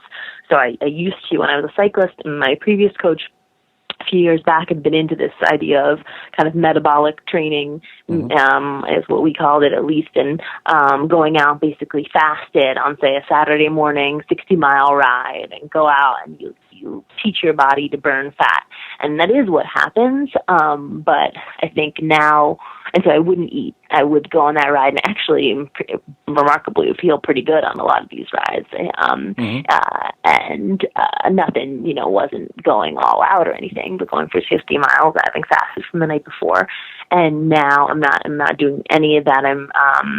I think what Matt says, at least, and I think I'm with him, is that in that scenario, yes, you are burning fat and you're teaching your body to burn fat, but what it's doing right afterwards is saying, oh boy, you really just burned a lot of fat. We better store a lot of fat again now. And that's not necessarily, it puts your body into kind of a high stress state. And it's not exactly for sure. What you want. So now I'm all about the, 150 calories an hour while you're out there, even if it's just a 2-hour ride. Take something, really keep the levels up and keep the stress low. So I'm sponsored by Cliff Bar, and I sought them out because I've always loved their stuff. I love their like nutty, they have like this nut butter filled line that I'm into these days.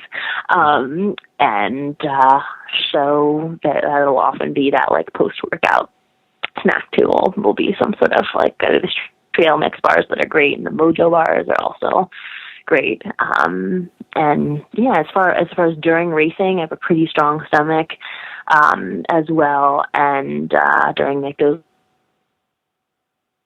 and doing booze and water and keep it quick and simple, and seemed to work pretty well for me in the half iron. I did like 7 cliff shots on the bike and with water, and then a few more on the run, and seemed to be a pretty good strategy for me. So I think I'm lucky that I don't have a overly sensitive stomach in those situations.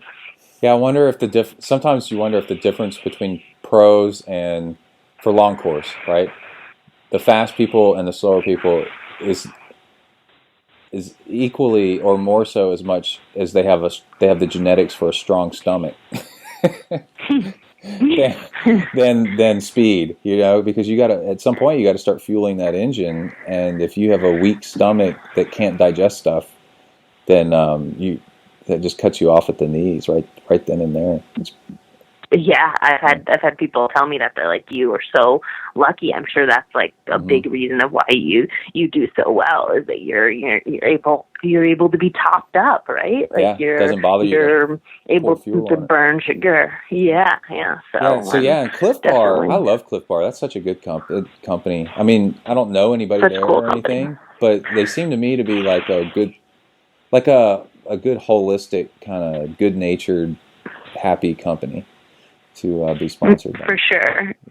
Yeah, I worked a bunch of their events and just hanging out with the staff. They're great, and I like their message, and they're trying to go for all organic and fair trade products, which I think is all really cool, and non-GMO, and they're really pushing to try to do the right thing, which is cool to support. And such a big company, and they're doing so well. They don't, they wouldn't have to do that, but they care a lot. Mr. Cliff, and I think his wife is named Kit. And, how old is he? So. Yeah, I think he's, you know what, I'm not sure. So there's Cliff, so there's the younger, there's 2 generations involved. I think it's like maybe Cliff is the dad. Right, he named the bar after his dad. After his dad, right? Yeah. So I want to say that he started it when he was like, early 30s, because I think he'd been kind of a little bit of a vagabond, and his dad thought he was never going to amount to much, and then he goes and founds Cliff Bars. So, well, maybe one day. Dad, I named the bars after you, Dad. I learned it from you. Because you didn't believe in me. How can you be mean to me and tell me to get a job when I've named them after you? So what are some other sponsors you got going on? And you got some new ones, you said? Yeah. What are you looking at, or? Yeah, so it's a tough game, as anyone who's tried to play the game knows, especially being not having pro results on my resume. I don't think that's probably not helping my cause. Yeah. But I think I've been pretty lucky. So I've had products from Cliff Bar last year, and I have that again this year, and I have swim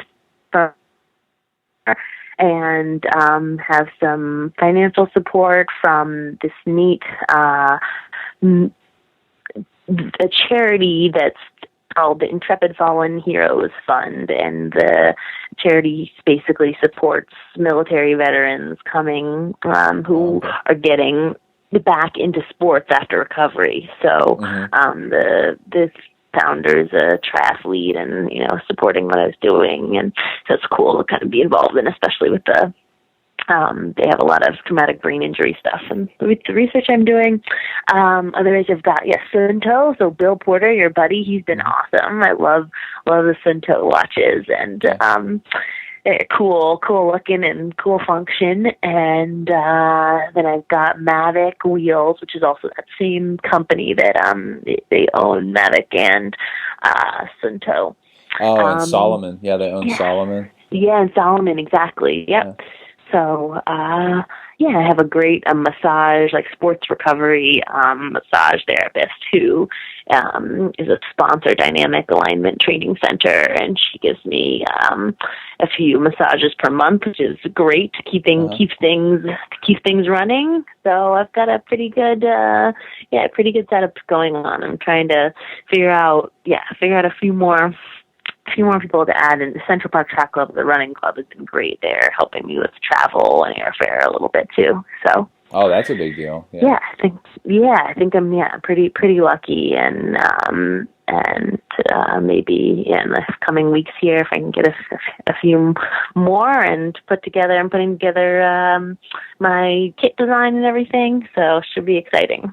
That's cool. Good 2017. Yeah. Okay, yeah, and what races do you think you're going to be doing? So haven't nailed it down too much yet, but probably will definitely do New York City Tri home Right. race, and then I'll jump in a bunch of the Ironman 70.3s. So probably do 3 or 4 of yeah, you those. said Santa Rosa maybe? Yeah, And, probably Santa Rosa, formerly known as Vineman, right. and then probably might do Augusta, might do Austin again, might work, maybe Timberman up in New Hampshire. Yeah. Those are the potentials on the docket, and then there's a few Rev 3 races that are not too far, and those are Olympic. So there's a Quasi and up in Connecticut, Rev 3, that has a little pro field, a decent little prize purse. Always a good motivator. And then, let's see, in Pocono, Rev 3 Pocono Mountains as well, out in Pennsylvania. Probably well, and we'll see how the 70.3s go, but it would be awesome to qualify for Chattanooga World since it's at home this year, and just there'll be a stacked field, so I won't be, I'll be fine with a top 15 or top 20 finish, but it could be cool to race in that kind of environment and world champs at home. And I need to look into a little bit more exactly what it would take to qualify for that. But yeah, those will be the big ones. I'm looking in the news right now because I could have sworn I'd seen this.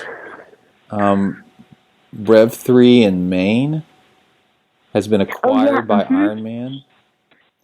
Oh, really? Interesting. Yeah, and Cedar Point and Knoxville races are going to be discontinued. So that's unfortunate. It is. They're going by the wayside every year, it seems like. Yeah, I like that brand too. I never did one of their races. Yeah, I like. Yeah. They're not down where I live. This summer. Okay, they're not. They're more on the East Coast. It seems like. Yeah. Yeah. Oh, at least I like the logo. Like the logo looks cool. I like the Revolution 3. That's a good tagline. Yeah, it's so cool. I want to see them succeed. Right? Yeah.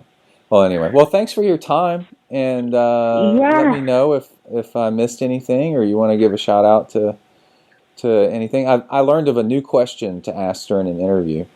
What is something that we probably don't know about you and triathlon? Or just about you? Okay. Ooh, that's a tough one. Something you don't know. That I'm always the very last one to get into the corral or into the water, or I'm terrible. I almost have missed a million race starts. You'd think that somebody who was going to try to win the thing would be there first and showed up and had done their toilet, bathrooming. But no, I'm terrible. This isn't a strategy. You're just late. No, this is so bad. Something I'm trying to work on. At Cozumel Worlds, there was already had lined up the next 3 groups, and I had to jump 3 fences and squiggle down. I was throwing on my goggles as I'm running down the plank. I jump in the water and they fire the gun. So maybe I can attribute my bad swim to that. But, no, I think a lot of people do that on purpose as a strategy to not be at the front and be nervous and waste a lot of nervous energy. They're I just show up, walk over, and start. Okay, right. So maybe it's working in my favor. It might be. There's also something with they did some studies that showed that definitely swimmers, maybe baseball players, but anyway, sports where it requires a burst of strength, the less they warmed up. Oh, sprinting 100 meters. Running, track, that the less the athletes warmed up, actually the faster they went. Because if you stretch and warm up, you're loosening up the rubber band action of your muscles and the springiness. You're kind of Right. and actually for hard starts, that you actually want that springiness still in your body, and you don't want to stretch it out so that it's too loose. It's pretty interesting. So Right, it is. Okay, well, that's either way, our strategy might then. be okay. Just hop in. It might be your thing. Hop in and go. Yeah. Right. Maybe they shouldn't stop, but we're not doing well. Well, cool. Well, thanks again, and I'll be in touch. Yeah, thank you so much. Thanks to Bill too for giving me a shout out, and great to talk with you. Thanks for taking the time. Enjoy your trip. All right, thanks. It's been fun. Bye. Okay, all right. Great to meet you. Bye bye now. All right, rock and roll. Thank you very much, Cecilia Davis-Hayes. And you can go find out more about her and follow her career as she turns pro at CeciliaDavisHayes.com. All right, this is the part of the show where we read off some donations and some emails. I got a list going here. Let me slide the email up to the top of the list here. And yeah, we got all kinds of good stuff. Coming up soon, after we do this, I've got some audio of me out trail running in the swamp and then coming across an ultra marathon off-road 100-miler. So stay tuned. Okay, let's see. You can support the show by going to ZenTriathlon.com, and there's links on the left for stuff to help support the show via PayPal donation, either one-time or recurring, and there's links on the right about Hornet Juice, which I will mention by the time we wrap up these donations here. So let's go ahead and start off with John Morgan. He sent in a donation and also an email, just a real quick one. He said, "Hey Brett, talking about the last show. That was really deep. You are my podcast coach. The longer between episodes, the better they are. Leading by example, I learned so much. Thank you very much, John Morgan." Well, hey, man, thank you. That means a lot. And let's see, we have donations by Peter Salzin, James Godak, Todd Nelson, Brian Kemper, Matthew Heinz, Matthew Frois, M. Webb, Spiros Fetsis, Tyler Moyer, Joseph Dieber, and Dwayne Morin. Joseph Rogowski, how you doing, man? Richard Trago, and James Von Hippel, and Houston Marsh, way up in Canada still, I believe, and Peter Diaz, and, oh man, wouldn't that be cool if Nate Diaz, what's his brother's name? Listen to this show. They do Ironmans. Wouldn't that be a trip to have one of those guys on the podcast and get them in to see how they train with doing half Ironmans at least, with being UFC fighters at the same time. Top UFC fighters. And let's see, Michael Rodogna and Brett Hoyer, the coolest first name in triathlon. Thank you very much. Just like this gang did, you can help support the show. Like I said, on the left-hand side of the show, there's the podcast, the PayPal link, one-time donation, or you can do it super easy and just do a recurring donation. It ends up being less than $4 a month. I set it to $3.95 a month. So you get just around $1 per show. And also, on the right-hand side is a link to Hornet Juice, which is another great way to sponsor the show, and you get something in your hands in return that's really cool. So it's an amino acid. Hornet Juice is an amino acid mix, so it's basically protein, but it's made in a lab, and it's the exact same ratio as Japanese killer hornet saliva, and it's the same ratio that they use to burn body fat to go really, really, really, really far. They are the heaviest weight to distance ratio of any creature on Earth for as far as they go on burning body fat. And scientists figure this out and they say, how does these Japanese killer hornets are massive, and how do they fly so far without eating anything? And they looked at their larva saliva, and they use this to to digest, to process their own body fat to fly super, super far. And it is crazy stuff, and you can get a 10-pack or a 20-pack. I think we've got coming 30 packs and 50 and 100 packs.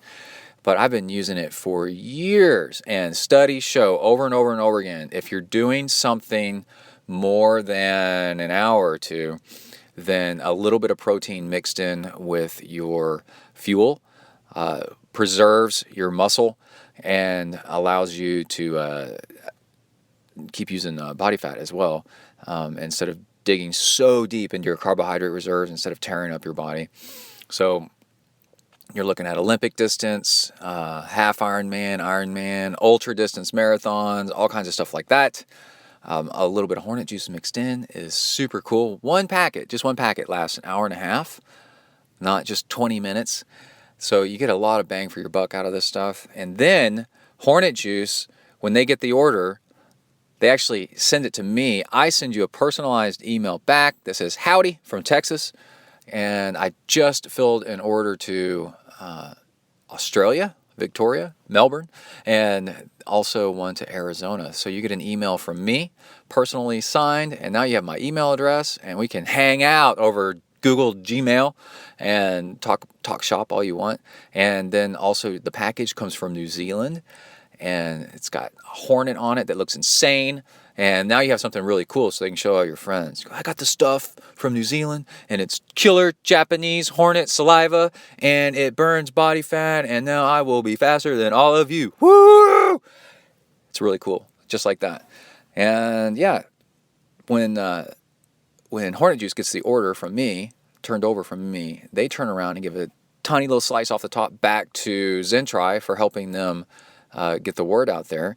And so that's how you help support the show. So we get a little bit, and you get a lot. You get all that Hornet Juice powder, and then also you get to help out the show. So it's cool all around. It's really, really cool stuff. All right, that's enough of that, man. Let's go ahead and get into the training log. Like I said, we've got swim stuff. I have like this really cool swim workout that I came up with using paddles, drag chute, and the pool buoy all at the same time. It's pretty nuts. Better lock down your shoulders because this thing is epic. And if I can do it, and my left arm's still healing from being broken, if I can do it with a healing broken left arm, then you can do it too. And we got some swim stuff, and we've got running out in the swamp, and 100-miler going on around me, and just some cool things like that. Some insight on being a dad and having to sacrifice training time because my son needs his dad there for Boy Scout stuff. I've become an assistant scoutmaster in a Boy Scout troop, so I have to give up a weekend of training so that I can go and be the leader, the adult leader at a big camp out in the swamp. It was pretty cool. It was actually cold. I think it got below freezing the first night.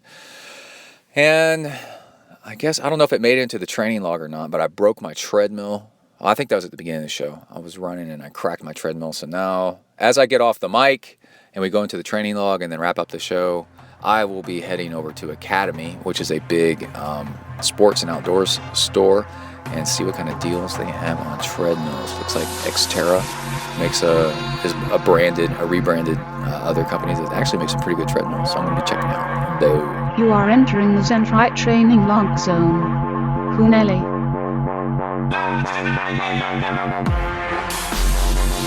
Hi everybody, my name's Brett. I'm a triathlete. I decided it's time I got some friends more suited to my status. But Joe, we've been friends for years. Hey, we all make mistakes. Come on, dudes, let's go exercise! Exercise! Yeah! I'm gonna do sit-ups till I poop myself! All right, welcome to a new training log.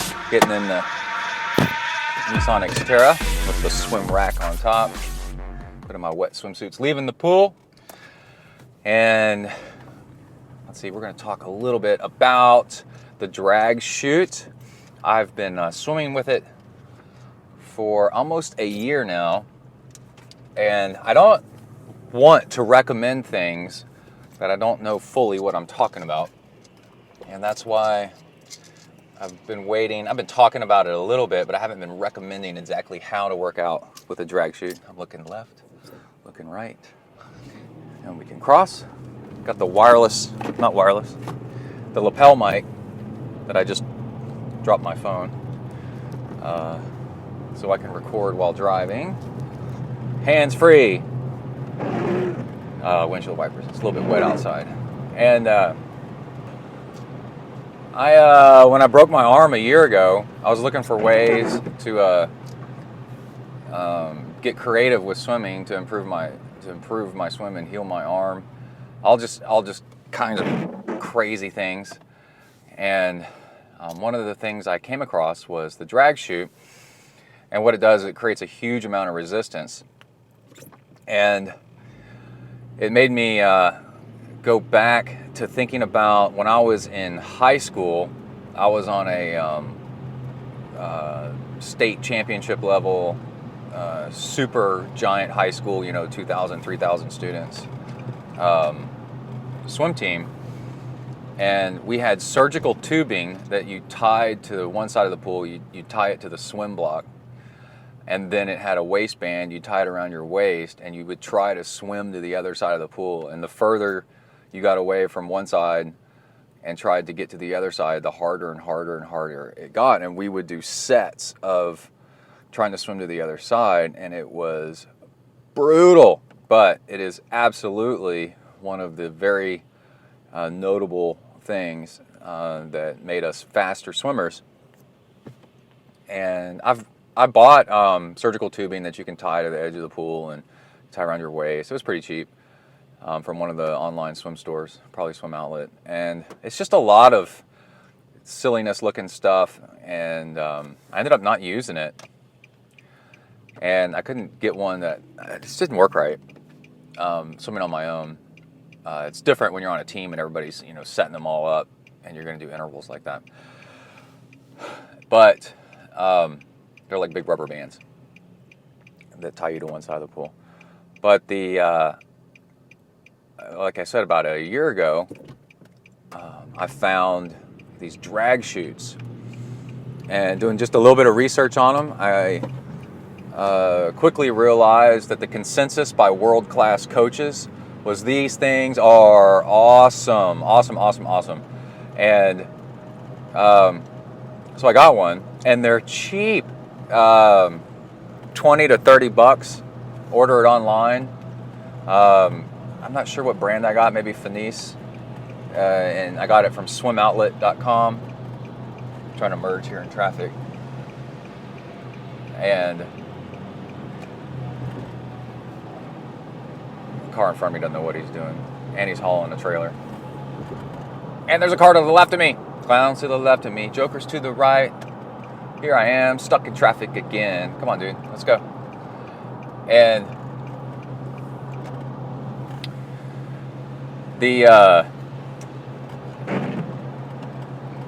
there's a video about how to use the drag chute, stuff like that. But there's swim team practice, and then there's triathlon, open water, long distance practice, right? So I get this drag chute. There's an 8-inch and a 12-inch. And it kind of depends on your size and your speed. So I got the 12-inch. And as soon as I got it, I was like, oh, crap. I got myself into something bad. It is pretty epic. And you swim along, and it is like pulling an anchor behind you. And it creates just a huge amount of burn in your shoulders very, very quickly. So it's kind of like lifting weights while swimming. But it's doing it in the exactly correct muscles and muscle motion, the coordination and the timing that you need for swimming. Because you could go to the gym and and lift weights to strengthen the muscles, but man, this does it, along with the coordination at the same time.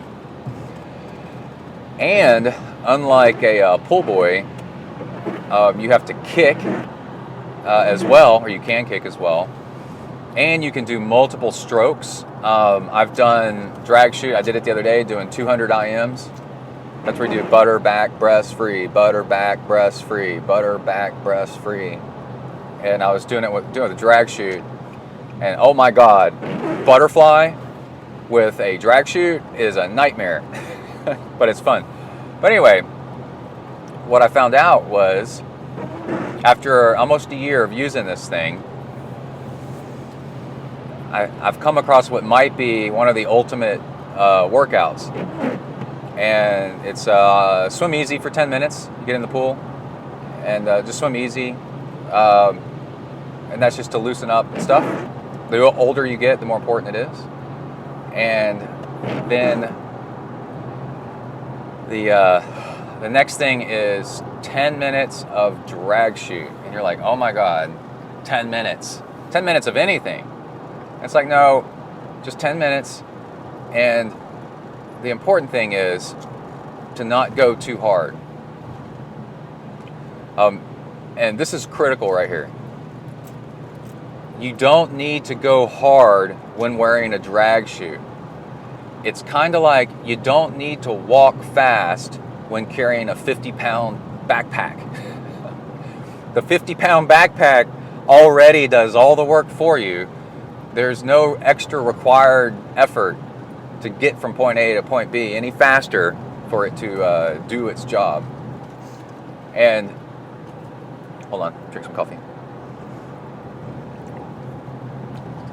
And that's what I noticed is you swim at the drag chute for extended periods of time, like many minutes at a time, especially 10 minutes.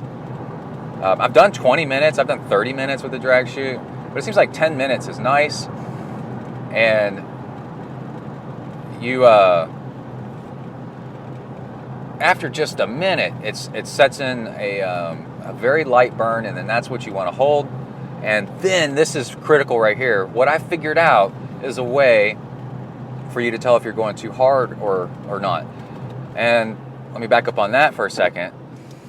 When you're doing longer sets of resistance stuff, say like hill climbing, on the run or on the bike, you don't want to go too hard. You don't need to go too hard because you're already going longer. You're going multiple minutes at a elevated effort.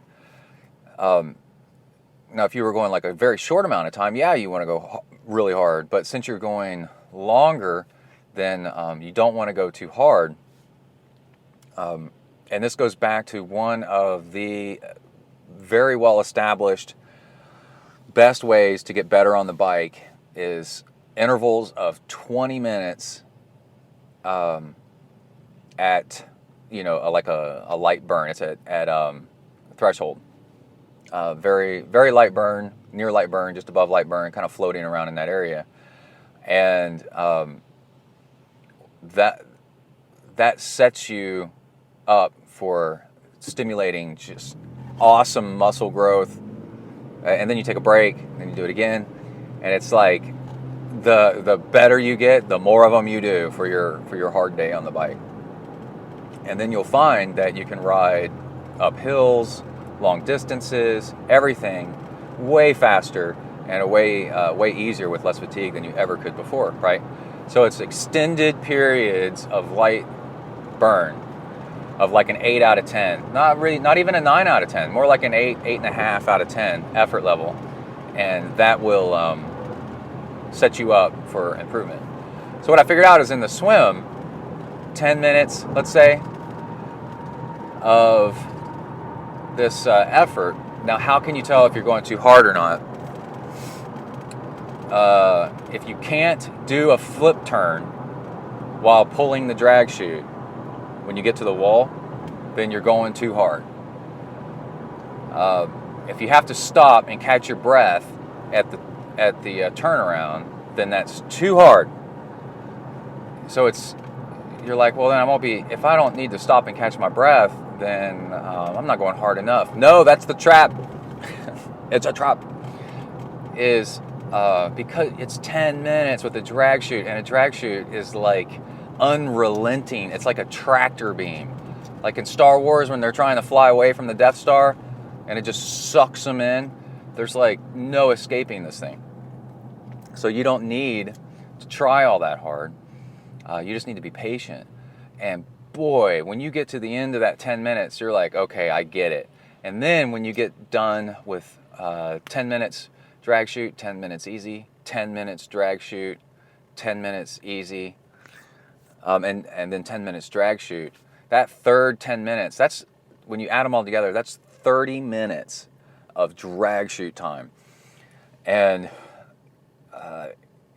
you'll feel it. Like, it is just cooked your arms so perfectly and so nicely. It's kind of like a baked potato, you know. It's done just right. It's fluffy all in your arms. And then the cool thing is it's also working your legs, right? Unlike a pull buoy, if you're using a pull buoy, well, you're not working your legs. And then during the 10 minutes easy, you can work on your technique. And then the 10 minutes hard, you work on, stimulating muscle growth by initiating burn. And then the other cool tip that I figured out is, along with the drag shoot, is how to wear it. Now, when I first started out, I did what they do in the videos, and you have the drag shoot tied around your waist. It pops on and off like really, it's just a belt clip, almost like a seat belt. And it around your waist, coming off your tailbone, off your butt, behind you. And after a while, after many, many months of swimming like that, I finally realized what that's doing is, it's okay. It's not bad. You're not doing anything horrible there. But the better way is to turn it around and have it so that it's coming across your front. It's hanging off of your front and pulling down, kind of like the front of your crotch is where the line is coming off of to the chute. And what that does is it puts the string, it's more like webbing, like a thin band that's pulling on the drag chute. It puts it so that it's your toes and your shins and the tops of your feet are hitting the drag chute far more often than your heels. And what that does is it inspires you to get your feet up because you don't want to hit that thing so much. And also, hitting the strap, whether it's behind you or in front of you, the front of your feet or your heels, is annoying. And you may even worry that you're going to end up abrading your feet, with scratches and stuff like that. And I can promise you that that's not what happens. So don't worry about that because I've been doing it and it doesn't. Your feet are fine. Don't worry about it tearing up your feet. And then also, your worry that, let's see, it's tearing up your feet. Hold on, there's an accident up ahead. I have to cogitate here for a second. I have to think about what I'm doing. Oh, it's annoying. Well, guess what else is annoying? Is during a triathlon open water swim race, people tapping your feet, swimming over your heels, banging into your feet. So you're just practicing what's going to happen on race day anyway. And it's only for 10 minutes at a time. You get a 10 minutes break off. So your next question may be, this sounds like a nightmare. This sounds like torture. And I can tell you, no, it's not, man. It's actually a lot of fun. And also the looks you get from people that think you're insane is also a lot of fun. And to prove that it's fun is my 12-year-old son actually likes swimming with it to the point of where I'm getting him his own. He wants his own. So they come in two different sizes. I've got the 12-inch, and again, that thing is brutal. And then there's an 8-inch, which has a lot less drag. And so I'm going to get Kai that one. And he's going to have his own. We're going to keep it with him. And speaking of that, I've been using the Suunto Spartan Ultra, and they implemented auto pause Oh my God, it's so much better than before. That was my big thing, was like, man, we got to get autopause on this thing. And it was so cool coming out of the water and finishing my swim. Coming out of the water, walking into the locker room, and because it's Bluetooth enabled, it automatically reconnected to my phone through the locker. My phone's in the locker, and a text message from Kai popped up on my watch, and he was asking about something. He asked, are we going to bike tonight?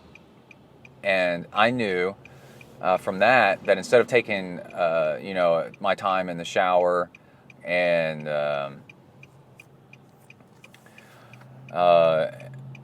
getting dressed and getting to my phone, eventually when I get there, that actually I needed to open up my locker now and reply to him, yes, we are going to bike tonight, and it's going to be a lot of fun.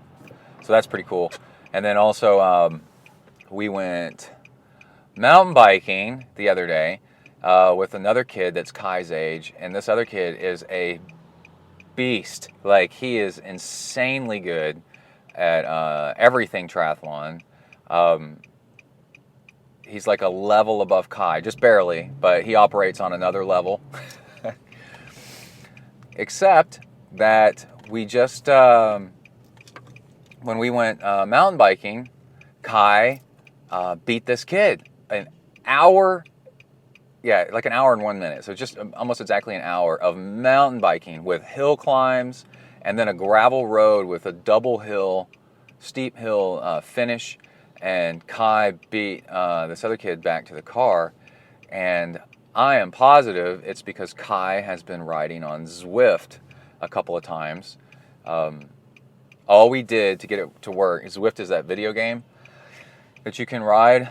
We put a Wahoo speed sensor on his rear wheel, and then told you tell Zwift that you're on a trainer, and also to use the Wahoo speed sensor for speed, and it figures out your watts, and then you're on there riding with all these other people around the world, and picked Kai the hilly route, and he's done 2 or 3 times he's done the hilly route on Zwift Island and on his trainer, and I don't have to do anything. I don't have to motivate him or anything. Other people start passing him.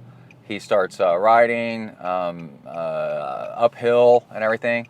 And then it turns out when we go out riding together, Kai has seriously upped his game to be as fast as the uber badass kid that is the super cyclist. And that's awesome, man. So Zwift works. It works for kids even. And it was pretty simple. I think Zwift was $10 for the month, and it's $10 a month. And and again, the Wahoo thing is like $30 or something. You can get the Wahoo, one with the cadence sensor as well, but you don't need it. Zwift figures it out anyway; it doesn't care. And I think that's what we're going to do tonight. We're going to ride Zwift and kill it. And then also Kai's there's a local mountain bike club put on by the high school, and Kai is going to be on that. We've got a meeting Thursday night. We're actually going to see how that's going to work out and see if he's going to be allowed on the team, because he's pretty young, and that's something we're working on. So that's it. I'm going to talk to you guys later. Out, bang. Hello. All right, I am at Brazos Bend State Park, and we're going to record while I run here in just a minute. This is super cool. I'm an assistant scoutmaster for the Boy Scout troop. Let me adjust my bottles here. And we're camping here for the weekend. It's south of Houston. And I'll get to more of that in a second. Wow, this is really interesting. And as I got word as the weekend approached, we're doing Friday night, Saturday night, and then leaving Sunday morning. And we're doing primitive camping, sorta. Small Boy Scout troop. It's a lot of fun. And I got word a couple days ago that it's Saturday morning, that there's a 100-mile trail run going on here at the same time. And I was like, oh man, I wonder if it's the Brazos Bend, I think that's what it's called, 100. And it is. And I'm out for a jog. We did morning stuff, got the patrol leaders and senior patrol leader all organizing the scouts, and got other dads, assistant scoutmasters and stuff. So I made sure I wasn't needed going out for a 7-mile jog, and I'm trying to stay away from the ultra marathon. And yet I ended up for a quarter mile on the same trail. It's awesome. So this is about an hour south of Houston, and it's swampy, beautiful, absolutely beautiful, beautiful. And it's a designated dark area, which means they have an observatory so you can see stars. It's actually cold. It got down around freezing last night, but it's actually real green and lush. Tons of wildlife. And the coolest thing is this is the place where when they want to relocate an alligator that they found in another park, they bring it here.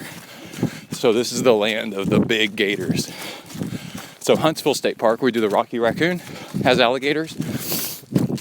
And when the alligators there get around 9-10 feet, too big, a little bit of a threat, guess what they do? They catch them and bring them here. So there's giant alligators. I haven't seen one yet, but it's cold right now.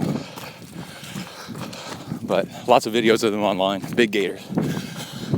And the other thing is, if you want to do your first 100 miler, I'm sitting here thinking, this is the one I should have done first.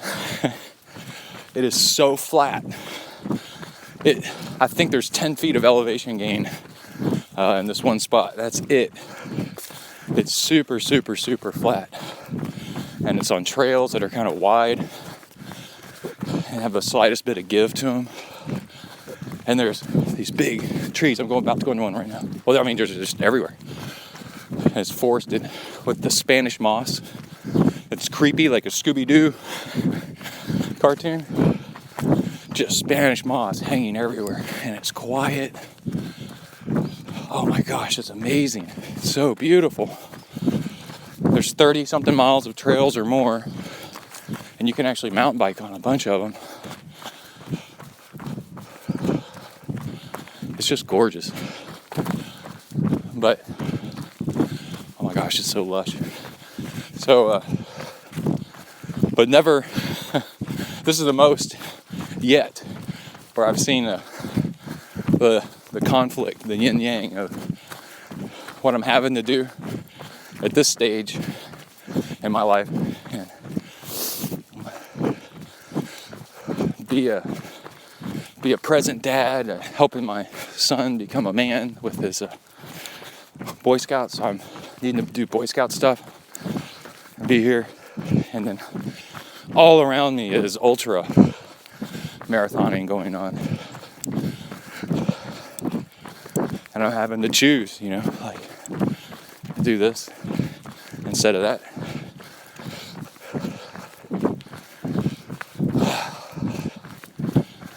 But it's okay, it's not going anywhere. I can always go back and do more of this stuff. And also, you just choose your weekend. So, it's like, well, this weekend I'm not going to do scout stuff, and I'm going to do ultra this and ultra that. But anyway, it's super, super cool. Especially when one of the reasons I went on this camp out, because I had a choice. I'm not the scoutmaster. I'm not required. In fact, even the scoutmaster's not coming on this camp. He's got work. Was I've never been to this park. And I'm like, open-eyed, beginner's mind. I'm like, I've never been there. I want to see it. Because everybody is just going, yeah, it's just this park. And wow, it's awesome. It's really, really cool. So I think that's it. But I also just want to give a shout out to people that want to come do this. I mean, I'm looking at a vine here, a series of vines that's climbing the street. I'm looking at it over there. The vine is probably 2 feet in circumference climbing up this tree. It's so crazy. Oh, what mile is that? Let's see. Come on. 5 miles. That one was an 11-minute mile. Just jogging easy on these trails. Listen. Yeah. So nice. So if you're looking for your first 100 miler, I highly recommend this one. So flat. And then you do an easy one first. And if you finish it, then you go, okay, now I'm going to do something a little bit harder. All right, so this is 10 feet of elevation gain, like per 25 miles. It's like nothing. And then Rocky Raccoon is 50 feet of elevation gain per mile. Way different. Okay, that's it. I need to save the battery on my phone. Super stoked. All right, out, bing.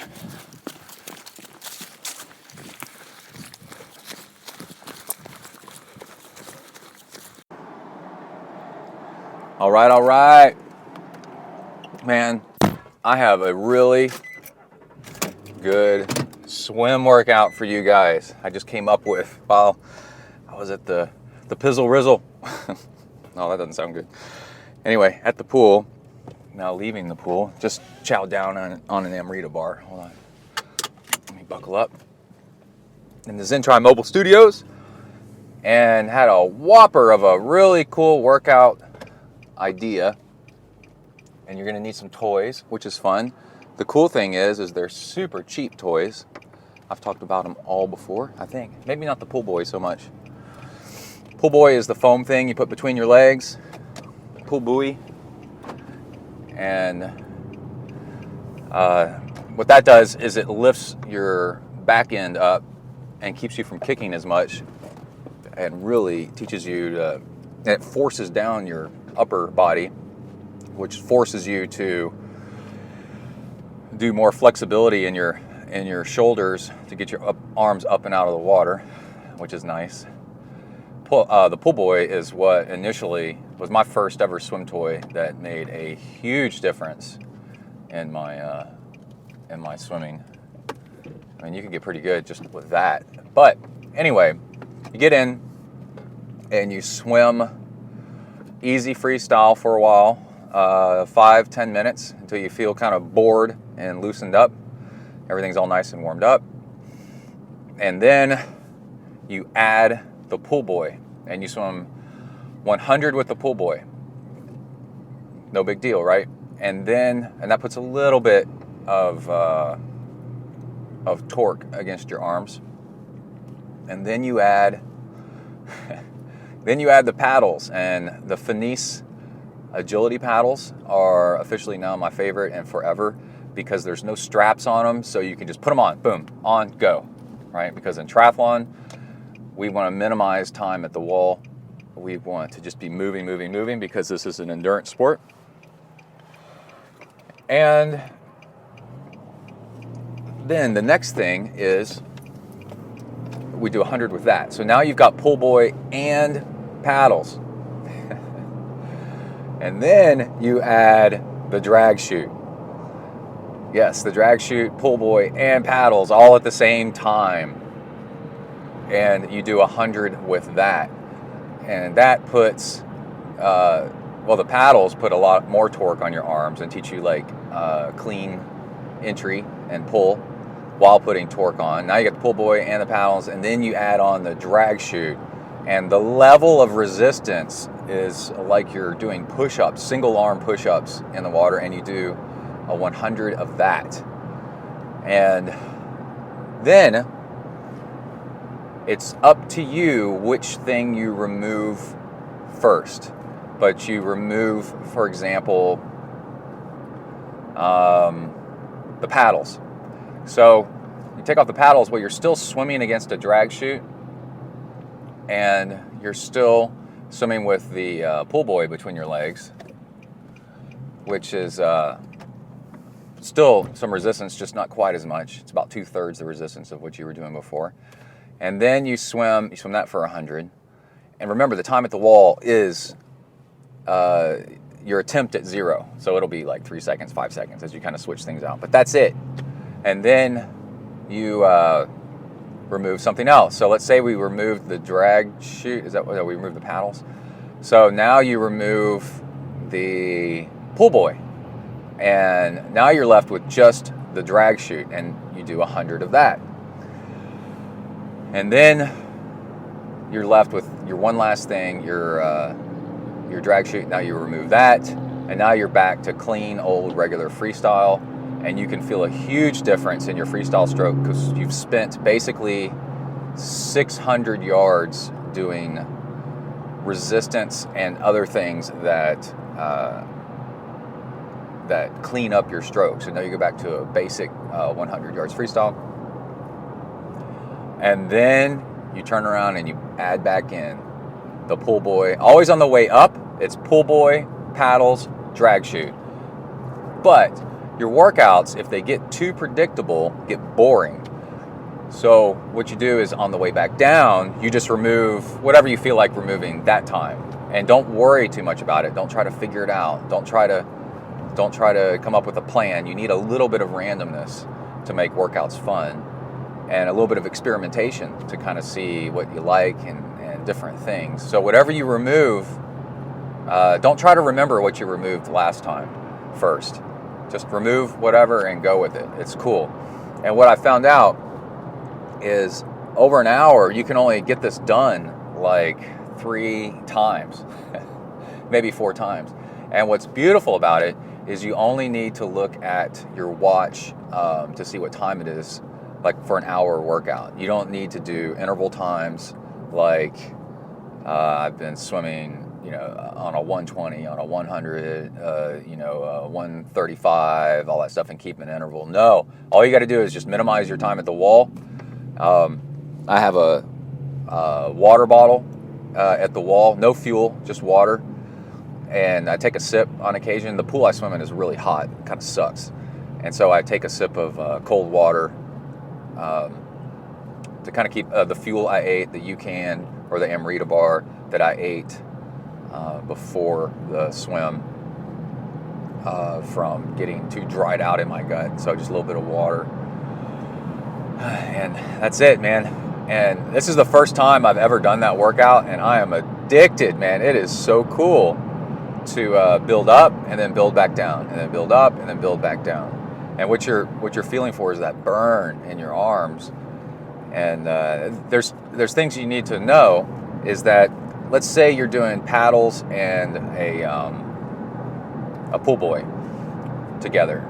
Your turnover is so slow because you're gliding through the water so fast that while you are improving your strength and your efficiency and your glide, your hydrodynamics through the water, you are actually undoing your cadence.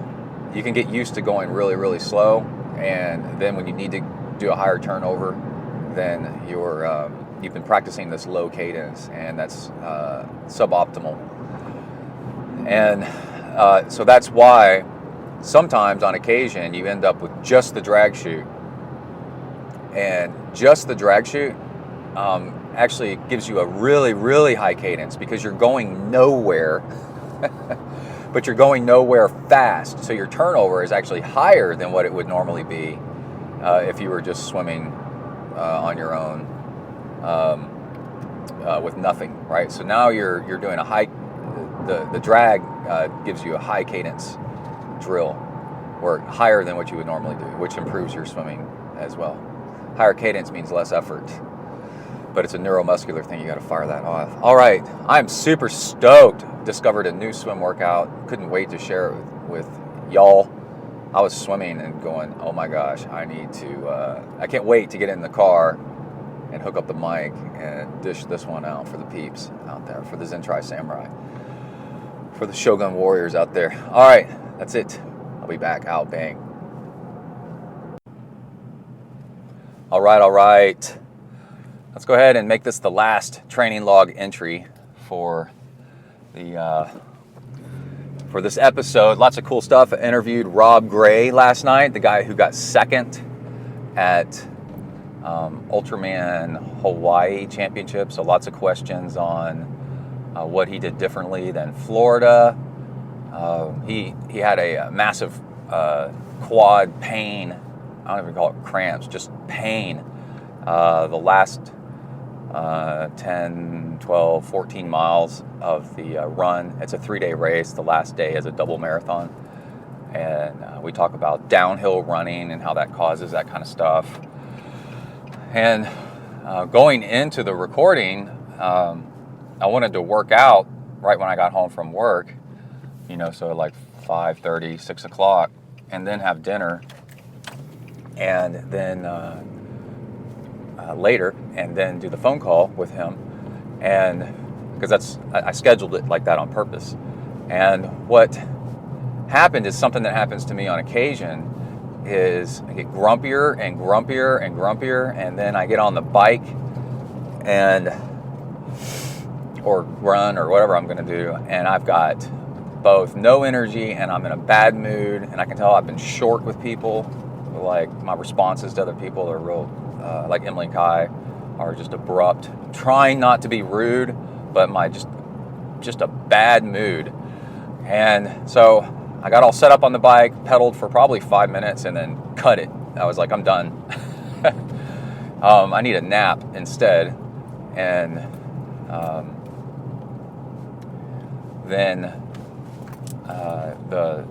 and so I started trying to get a nap so I could be fresh for the interview. And then within moments, Emily comes up to me with Kai and some paperwork and says, Kai needs help with his homework. So I didn't get the nap I wanted, but I did get to relax and kind of regroup and skip a workout is the whole point. And also that's the trials and tribulations of an age grouper triathlete and one with kids, of our problems we face, and that's why we're not as fast as the pros, is the compromises we have to make with our training goals. But it's worth it, it's worth it to have a nice stable job and health insurance here in America.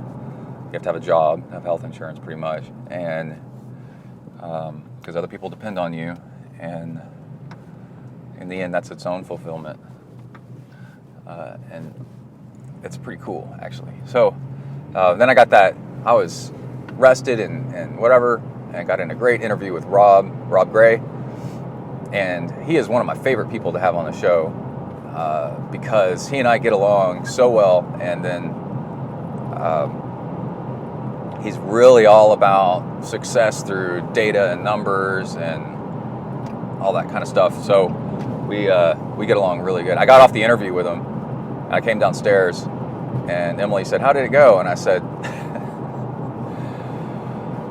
if we lived in the same town, he lives in Boulder, if we lived in the same town and we were friends, I would be in big trouble because I would be doing so much stuff with this guy if I could. It's crazy. So in the interview you're going to hear next episode, we talk about a lot of numbers and the volume of training and how he got in all of his training and just all kinds of cool stuff. So that's pretty neat. And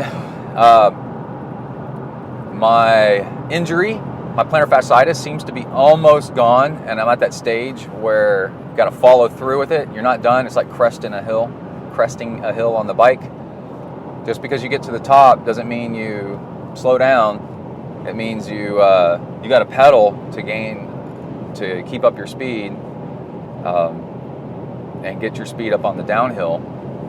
The hill's not over until you're going fast downhill, and the healing of the injury isn't over until it is over, like 100% gone. So I can't screw it up.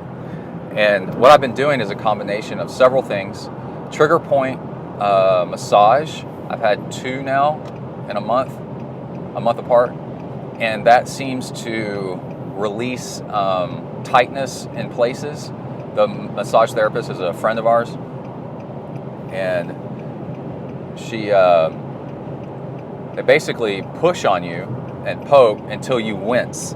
And when they find a place that hurts, they put pressure on it and do slight movements with the muscle, massage the muscle with a lot of pressure to break up the adhesions and the contraction and the little crystals and stuff of kind of like scar tissue in there.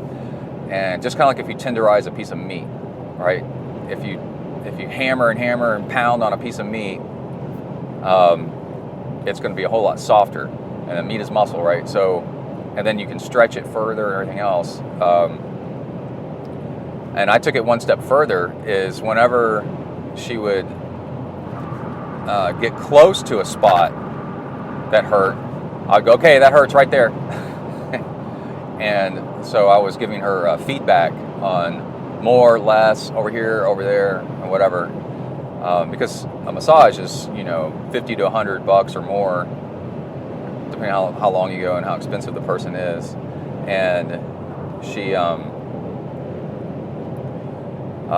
you're paying for a lot of money, so you don't want them to try to figure out where the bad spots are. You want to give guidance, which is really cool. And that's how you know it hurts. And then,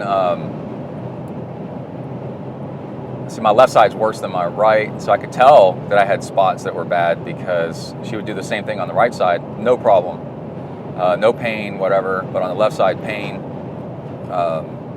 In some cases on the right. I've got a healing broken bone in my foot, and then also a broken toe in the other foot that's healing. But anyway, I'm kind of a mess. And then, so the trigger point is releasing tension that's pulling on everything, and that pulls on the tendons that are inflamed.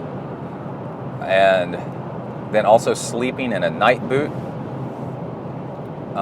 which I did a whole bunch of research, and that was found to be the most effective way to heal plantar fasciitis is a night boot. You can get them really cheap off of Amazon. It keeps your foot flat, so it can't curl up. You know how you swim and you point your toes back? Well, when you sleep at night, you point your toes down, kinda. A lot of people do, especially if they sleep with the covers too tight over their feet. And then that contracts the muscles and tendons in your feet, and then they try to heal overnight that way, and then it just rips them apart when you get up and walk. And you don't want that, so there's this boot you can sleep in. And the real struggle is the habit of always wearing that boot. But it really, really does work. And what's the other thing? I did massaging, self-massage with a big heavy-duty massager. Oh, and then I raised my seat on my bike just a little bit, like a centimeter. And hold on, coffee break.